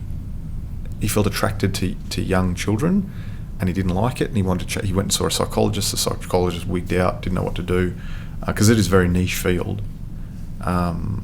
Psychologist wigged out and told people and whatever, but he hadn't done it. He hadn't broken any laws. He just expressed that he'd got an attraction to children. So what does he do? He's got nowhere to go to change. So he started this support group of other non-offending pedophiles. It was online. I think there's a blog for it, a podcast for it. Hugely controversial, obviously, but there are very strict guidelines about who can enter. So you need to be attracted to children but think it's horribly wrong and never offend. Otherwise, if you think it's okay, you're gone. You can't come into the group because there is a chance that you'll infect it and start to sway the opinions of others. But that's an area that I have this growing passion for, not just for the offender but also for the potential victims. Because we won't know until a victim's created. Too late. And then because what do you do with those people? Because people will pour petrol over the whole group and light them up. But then at the same time, there's going to be another battle. As a society, for whatever reason, we are vomiting these people out. Do you know what I mean? And there's some ethical considerations there. What do you do if someone... See, that's the thing. If we have a policy, that's the petrol lighting policy, find the people that admit to be. No one's going to admit to it. Admit to it, but they're going to offend. I guarantee you that. Deterrence doesn't work. So they'll offend. So ethics aside, even from an economic rationalist point of view, the only solution that I can see at the moment is to offer a safe space for help. So what happens if someone now legally goes, listen, I'm attracted to children or really young boys or girls, well, like going by the definition you said earlier, and then, but I haven't offended, but I want help. Do whatever you want. Help me before I offend. What happens with that person? That's exactly my area. That's what I want to do. And legally, I'm still trying to figure that out. But there's nothing to report. There's a big difference between what you think about and what you do. Everyone's had that violent thought in the car. Yeah, but there's difference. There is a difference. There is a difference between wanting to push your boss down the stairs and like harming a child. You know what I mean? Sure. Yeah, that's right. The premise is still the same though, in that in the difference of the difference between thought and action. So it's probably a lot more dangerous for someone that's wants to have a sexual relationship with a child, if you could call it a relationship, than just pushing your boss down the stairs. But the premise is the same, that just because you're thinking something, it doesn't necessarily mean you're going to act. But if you keep thinking it, every day that you keep thinking about it and fantasizing about it, and you start to plan, you say, oh, maybe I could do that. Maybe I could I'll just look online. I'll just look at porn. I'll just look at child porn. But you could go to a psychologist and say, let's say, use the terms interchangeably. I could go to you and say, hey, Tim, I want to push my boss down the stairs, man, and I have these violent thoughts. And I'd be fine. One, I'd be fine going to you. I wouldn't attach a stigma to it. Like, I'd be like, my boss is a fuckwit. What do you want? You know what I mean? Yep. And we could probably get through that. Yes. And I wouldn't, even if I was to get charged, I would not carry the stigma. No way. Do you know what I mean? Like, if anything, in some circles, you'll get a badge of honour. Oh, there'd probably be a day of national observance for me. Do you know what I mean? Depending on who the boss was. But there's no way that would happen with someone that has... No. Because if somebody were to say, even in a group, like I know for me, for example, if I was in a group and someone was to say, hey, listen, Fab, X, Y, and Z, I'd be like, man, you need some help or something. Yes, that's right. I don't know. Like, I don't know what I'd say. It's a very hard conversation. It's not one that happens often. So what do you do? Yeah, what do you do? There's no systems at the moment to there's no... But that's like... all of that, like mental health a couple of years ago wasn't something we spoke about. Yeah. So until people feel comfortable talking about it in a way that you're saying, in a safe environment, how are we ever going to that's right. heal from that? Like, that's mental health, like it was, mental health wasn't even spoken. Yeah, that's right. Yeah, exactly right. Ago. Yep. That's right. And now and then you've got to ask the question, is that something you want people to be readily disclosing? And there's all sorts of other discussions that do we want attraction to children to be normalised the way that, say, depression? But again, they're so different. So different. Like, they really are. Like, absolutely. Like, because I think like depression as a mental illness is absolutely has to come to the forefront. Sure, that's right. I think stuff like that, like with if you want to call it non-offending pedophiles, I think that we have to have a way of accessing that because you can't leave it until the dude is... You can't leave it to ripen. Nah. But I don't know how to deal with that. I don't know what to think. But I know that, like you say, you can't just say that, like, before mental health was the cause of mass shootings. So to me, the argument, I don't think they're too much different, because you could probably say that someone who has these fantasies about children is got severe mental health issues. They're not doing well. Yeah, sure. But that's a very different conversation around depression and anxiety, around reducing your urges. That's because right. people have the same urges to kill. Who do they talk to as, well, I want to, Yeah, but you could still talk. Like, if it's about, if you wanted to kill your boss, you could still go and talk, and you would not suffer the same stigma. I think you could probably go and say you want to shoot up the whole TAFE, and you still wouldn't suffer the same stigma that you would. And I'm not saying rightfully or wrongfully, but you just wouldn't. Do you know what I mean? You're much more likely to be referred to an anger management group, or Yeah. You know, like you but or the NRA or something. yeah, the NRA. But yeah, you would be much more likely to not suffer the same consequences. Right. Am I correct with that's that? right. Or yes, absolutely. maybe I'm wrong. I don't know. No. It's a social moral thing. Yeah. Ultimately, yeah. Like when we go back to the first thing we ever spoke about, like was about the belief structure. And that's our core belief as a society. Is you don't have sex with children, and rightfully so. I think that's a true belief. Objectively, I think that should be considered true. There is no greater harm than sex with a child. But the funniest part is, there's also the same belief is you don't kill someone. Yes, that's right. Why are they so dealt different publicly? Yeah. It's taboo. Possibly the long-lasting harm. The fact that you can violence can be justified, I think, a lot easier.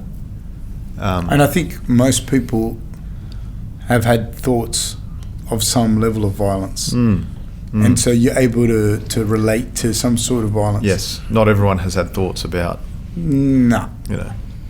100% no. Do you know what I mean? And that I think is hard. Like, I do think that somebody that has those tendencies, at the very least, is extremely different to most people. Yes. Now, whether and what do you think, Tim, is like? Is it how much is that nature versus nurture? I was having this discussion with someone yesterday, actually. Like, how much of that is nature versus... And I know it's such a broad thing. You'd be like, well, some of them are nature. Yeah, that's right. But how much of it can be nature versus nurture? In terms of becoming somebody that offends versus a child, not necessarily has sex with them, but offends against them. Yeah, I don't know. That's a really interesting question. There are developmental trajectories that are observable, but sometimes they're not present. Yeah, I don't know. I would tend to say that a lot more of it is the way that external forces are perceived. So in terms of that, exactly, as nature and nurture. So if I think that, again, this is the cognitive behavioural therapist in me coming out. But if I think, or I make myself believe that sex with a child isn't harming them, then that's you kind of got the green light. So there's you don't need to be all that predatory, or you don't need high levels of testosterone, or you don't need you just have to say, you just have to believe it's okay. That doesn't matter. Doesn't matter. I'm not harming them. Yeah, that's right. They're not saying no. They're not kicking and screaming. They're just fine. They're just being compliant. So that's okay. I think the other reason I find it difficult to answer those sorts of questions is because looking at. But I think that's a big thing. What you just said then. What's that? Just what you just said then is like, I don't know, just because like you'd have to like put that in your head that it's okay as long as he or she didn't say no. There was a and you know what I mean, like you have to be on some other shit. You have to be a full tripper. That's right.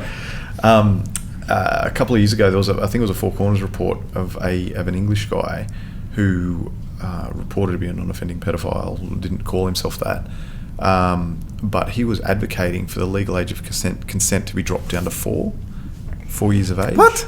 Oh no, I remember this guy. Yeah, fucking nut job. Yeah. And his argument was that you can sit a 4-year-old on your lap and talk it out. See, there's everything in me there wants to go, you know what? We have to do but I want to soccer kick him. I want to soccer kick him with my shin on his head. Hopefully he's not like a tough dude because I won't be able to do it, but fuck. I remember that guy. Do you remember that? Do you remember that talk? Fuck, be dead. Yeah, and I think the interviewer did really well to control himself and get some conversation out of that, because that, for most people, that'd just be a shutdown. I do not want to talk to this person. I'm going to hurt him. So, who was it that said it? I remember this conversation. I can't remember his name now. But it was a movement. I think he tried to publish a book. Oh fuck! I remember it. I remember it clearly. And the rationale was that you're not necessarily doing harm to children. It can be an intimate, close experience that the child's going to remember forever. Yeah.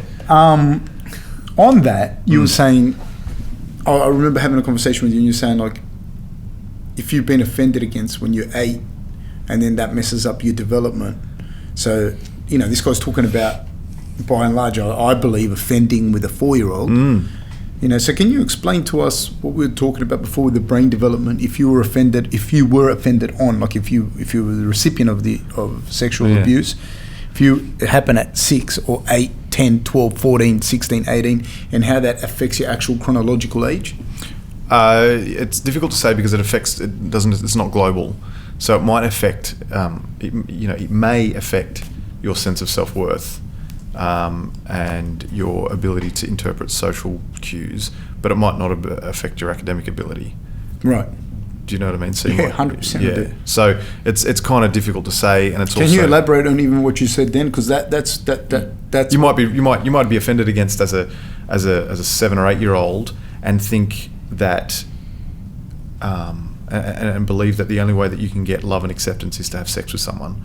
So it's a really normal, for lack of a better term, part of your life, and it's affected, and you're stunted. Your relational capacity is really skewed, but you might be really good at maths. Do you know what I mean? So it's not a global, not necessarily. It can be, but not necessarily. No, but, the fact that it's not global to me is more real.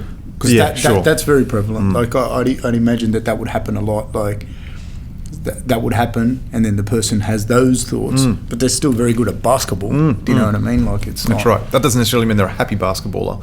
Do you know what I mean? But they might be good at it, and they might have been able to excel hugely if they weren't offended against, if they weren't a victim or a survivor, depending on your perspective.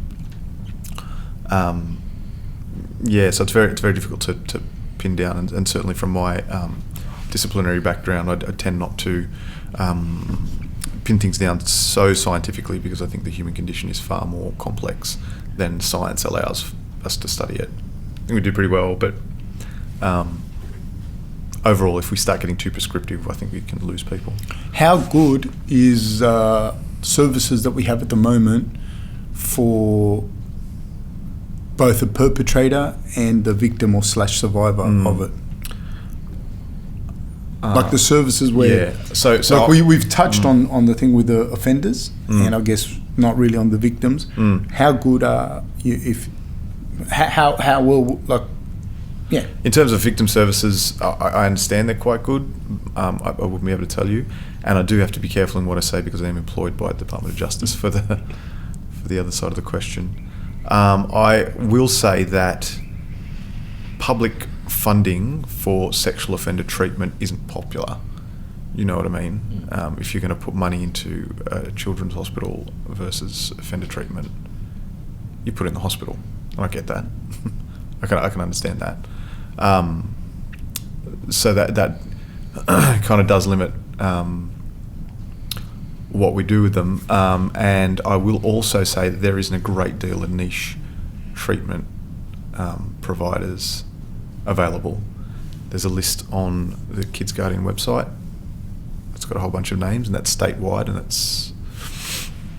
there's probably 40 people on it statewide, compared to, say, the thousands of GPs we've got, for example. So if you're talking about how good they are, when they are there, they're quite good. They're, when you get to that level of specialisation, you're good. But there's just not many. It's probably not enough.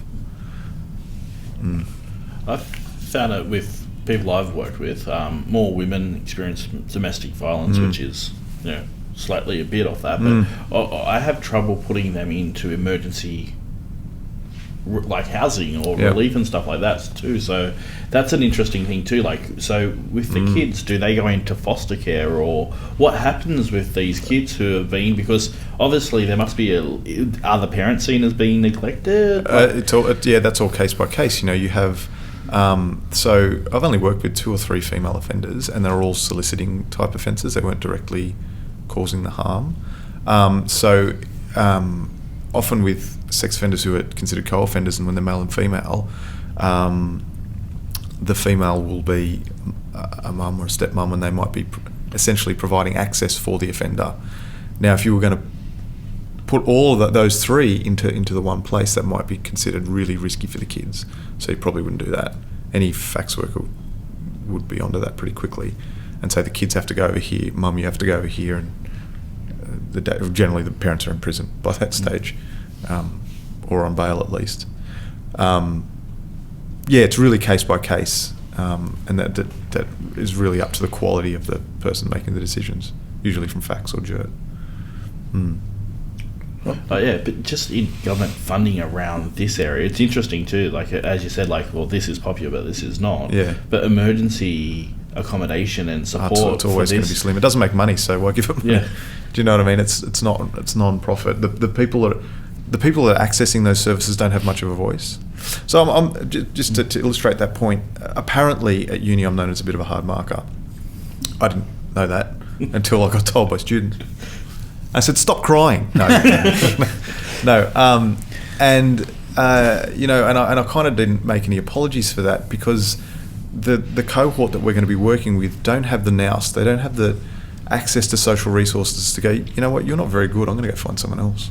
Because A, someone else might not exist, and B, they might not have the power to be able to do that. If I was teaching finance, I'd probably be a real easy marker, because if I'm training up accountants, most people that access an accountant can go, you are a garbage accountant.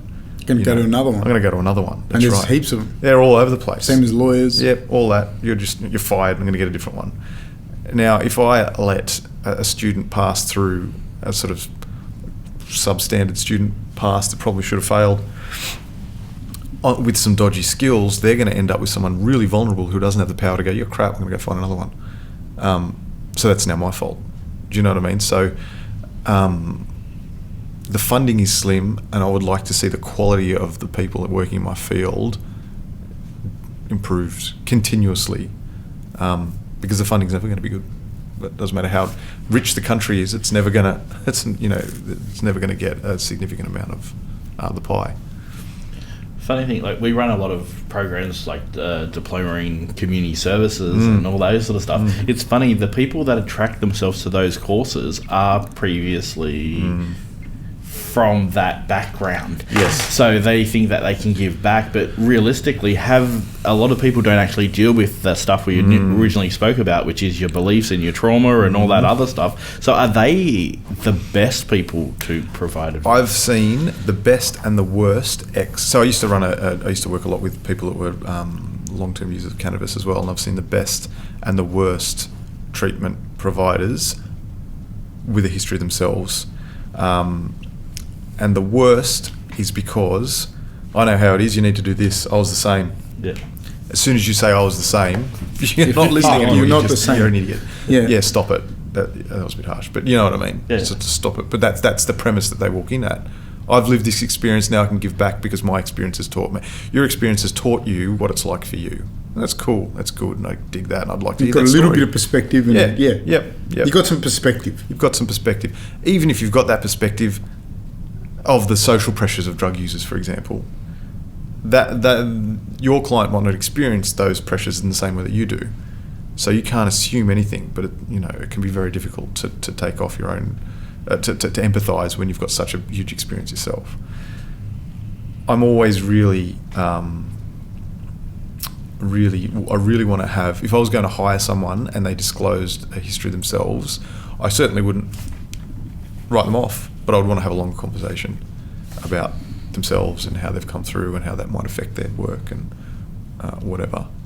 Because I think they can be awesome, but their experience doesn't make them awesome. In fact, it can make them a lot worse.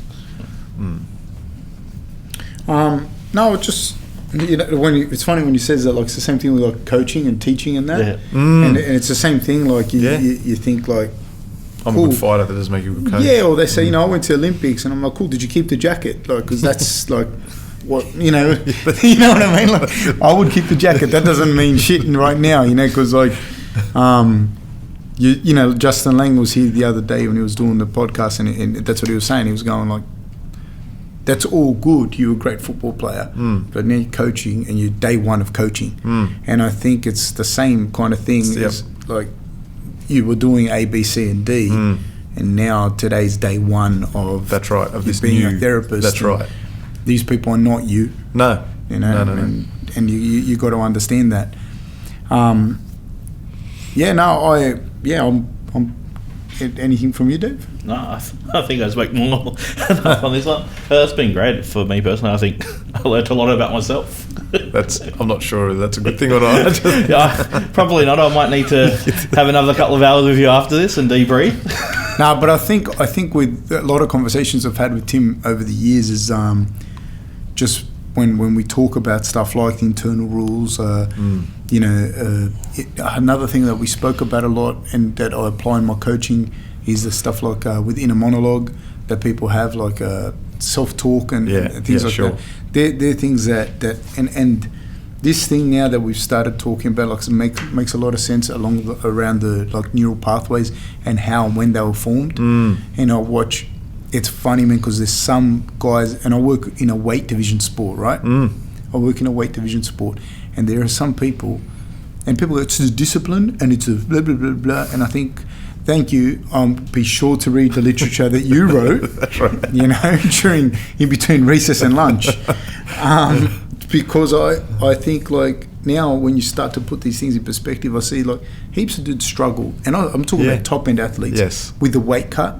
They struggle with eating, and then you talk about like stuff that anxiety surrounding eating and whatnot that would have happened. But a lot of kids, some of these kids grew up real poor, and people go like, take the taco out of your mouth, you know what I mean, or whatever, and.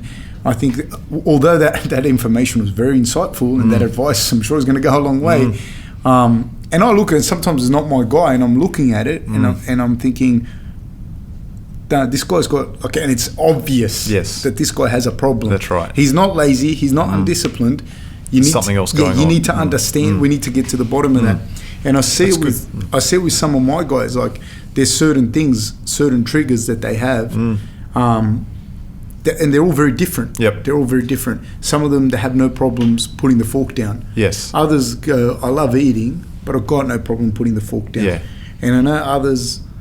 If I don't eat, I feel terrible. Yeah, or like, I think like you taking the food off them really fucks with them. Like really, it's not even like they're hungry. It's like, I don't like this, you know what I mean? I don't like what you're doing. Or, the growling dog. Yeah, or they don't want to. They don't want to follow a particular diet. They'll do, and again, this is the problem with I think half truths. People come in and go, you should follow this diet, and I think like you don't understand like what's going on here. There's a whole bunch of other things. This guy does not want to follow this. This come to a point in his life where he earns enough money where nobody is going to ever tell him again that he has to go to bed at a certain time, that he has to. Eat certain foods. No one's ever going to tell him that again. So you have to come at him in a different way, because if you come at him and go, look, and he's not a loser and he's not undisciplined. It's just there's something with food. A good way to think about that is they call it the iceberg model of behaviour, where you see excessive eating, for example. That's all you see, but there's a whole iceberg underneath that, and that iceberg talks to the function of that behaviour. So what purpose does eating serve for this person? For some, it's purely sustenance. For others, it's enjoyable and it's social and whatever. For others, it might be control. Which is a big one. And I think you were talking about like the modality of addiction being that it could be sex, food, whatever, violence, TV, computers, something whatever. That makes you feel better. And the food could be that modality. But if you don't know and all you're operating on is what you can see, this is the tip of the iceberg, then you're not going to change it. At best case scenario, you're going to have an argument, and it's just not going to change. A lot of those conversations that I've had with Tim over the years, they help a lot with how my approach to coaching is. And your sexual offending too. Oh, no. This is going to be there forever now. No. But for sure, those conversations in relation to just how the mind works and the neural pathways and that. When I think about that now, when you're saying, and you start to look at people and the traits that they have and the relationship between their cognitive approach to things and the neural pathways that they have, and you just start to put things a little bit more in perspective, I suppose. Dave? No, same. We're coming up to 2 hours now. Oh, is it? Yeah.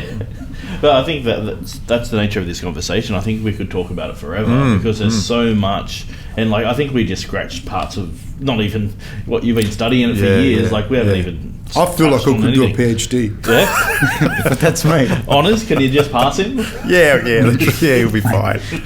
I'll get uphill. I'm never going back to uni ever again. I was so bad at it. That's it, eh? Tim, thank you very much. I know you're super busy, but I do understand that, and you mentioned earlier that you have some private practices and whatnot. Can you tell us where people can find you and what you do, etc.? Yep. So I work with a growing number of adults with a history of sexual offending, but also adolescents and young people with sexualised behavioural problems from 12 on. Under that is, I would not assume to be my area of expertise, so I'll refer on. And I do a lot of family work.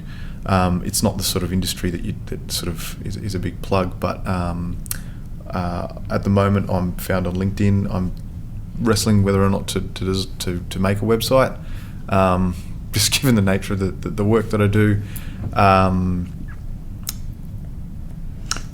Sorry to interrupt you in the middle of your thing, but I don't know how to plug myself anyway.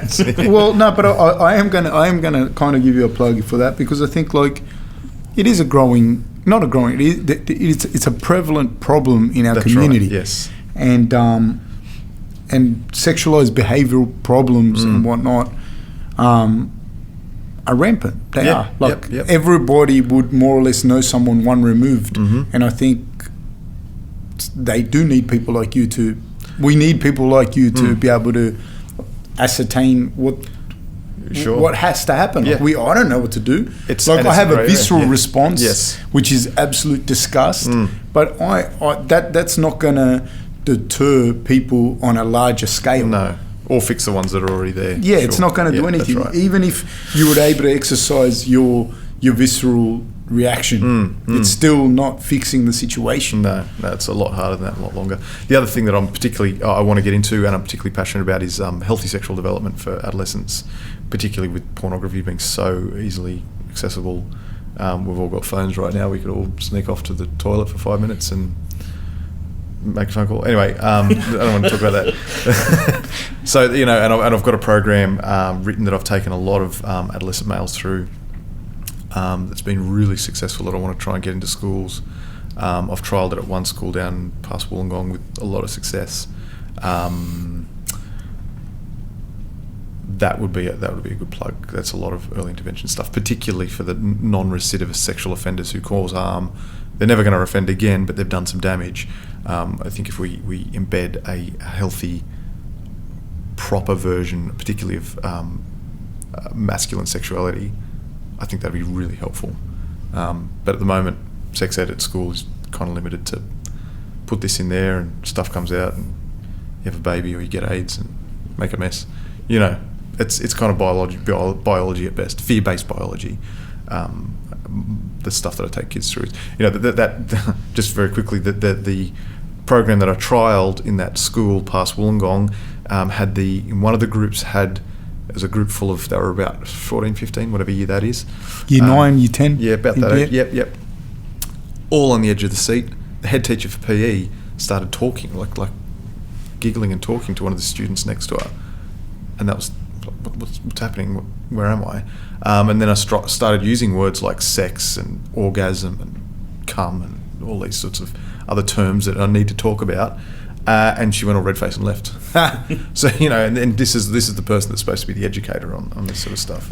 I did health science PhDc at university. Yep.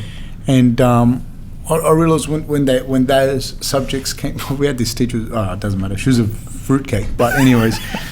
But I realised that subject, yes, I knew that I was not in a position to teach it. Exactly. I understand the biology behind it, but the psychology, and I was thinking, you're teaching this to kids that are 14, 15 years old. Yeah. You need to, this has to be taught by not by me. Do you know what I mean? That's Like right, not exactly by me. right. And I probably wasn't like the least thing in terms of like the psychology behind it, because I at least knew that I couldn't do it. Yes. Whereas there was a lot of people that were like, no, I did it. It was the 14-week course or whatever that we did. Yes, that's right. And I think it isn't being taught at schools correctly. No, I don't think so. And you know what? I also think that having people like you in there could identify behaviours within kids. Yes. Within kids that are potential victims or are being victimised, or within kids that could be potential perpetrators. Yeah, for sure. That's right. And some of those tells are not even that difficult to see, like with a 14, 15-year-old kid. Yep. They're aggressive. They go and get what they want through force. That should scream alarm bells. Yeah. All right. Tim, thank you so much. I know you're so busy. Good. Thank you for coming in and talking to us. Dave, Eli, as always, you guys are fantastic. Thank you. Thank you. Thanks a lot. Cheers. Bye-bye.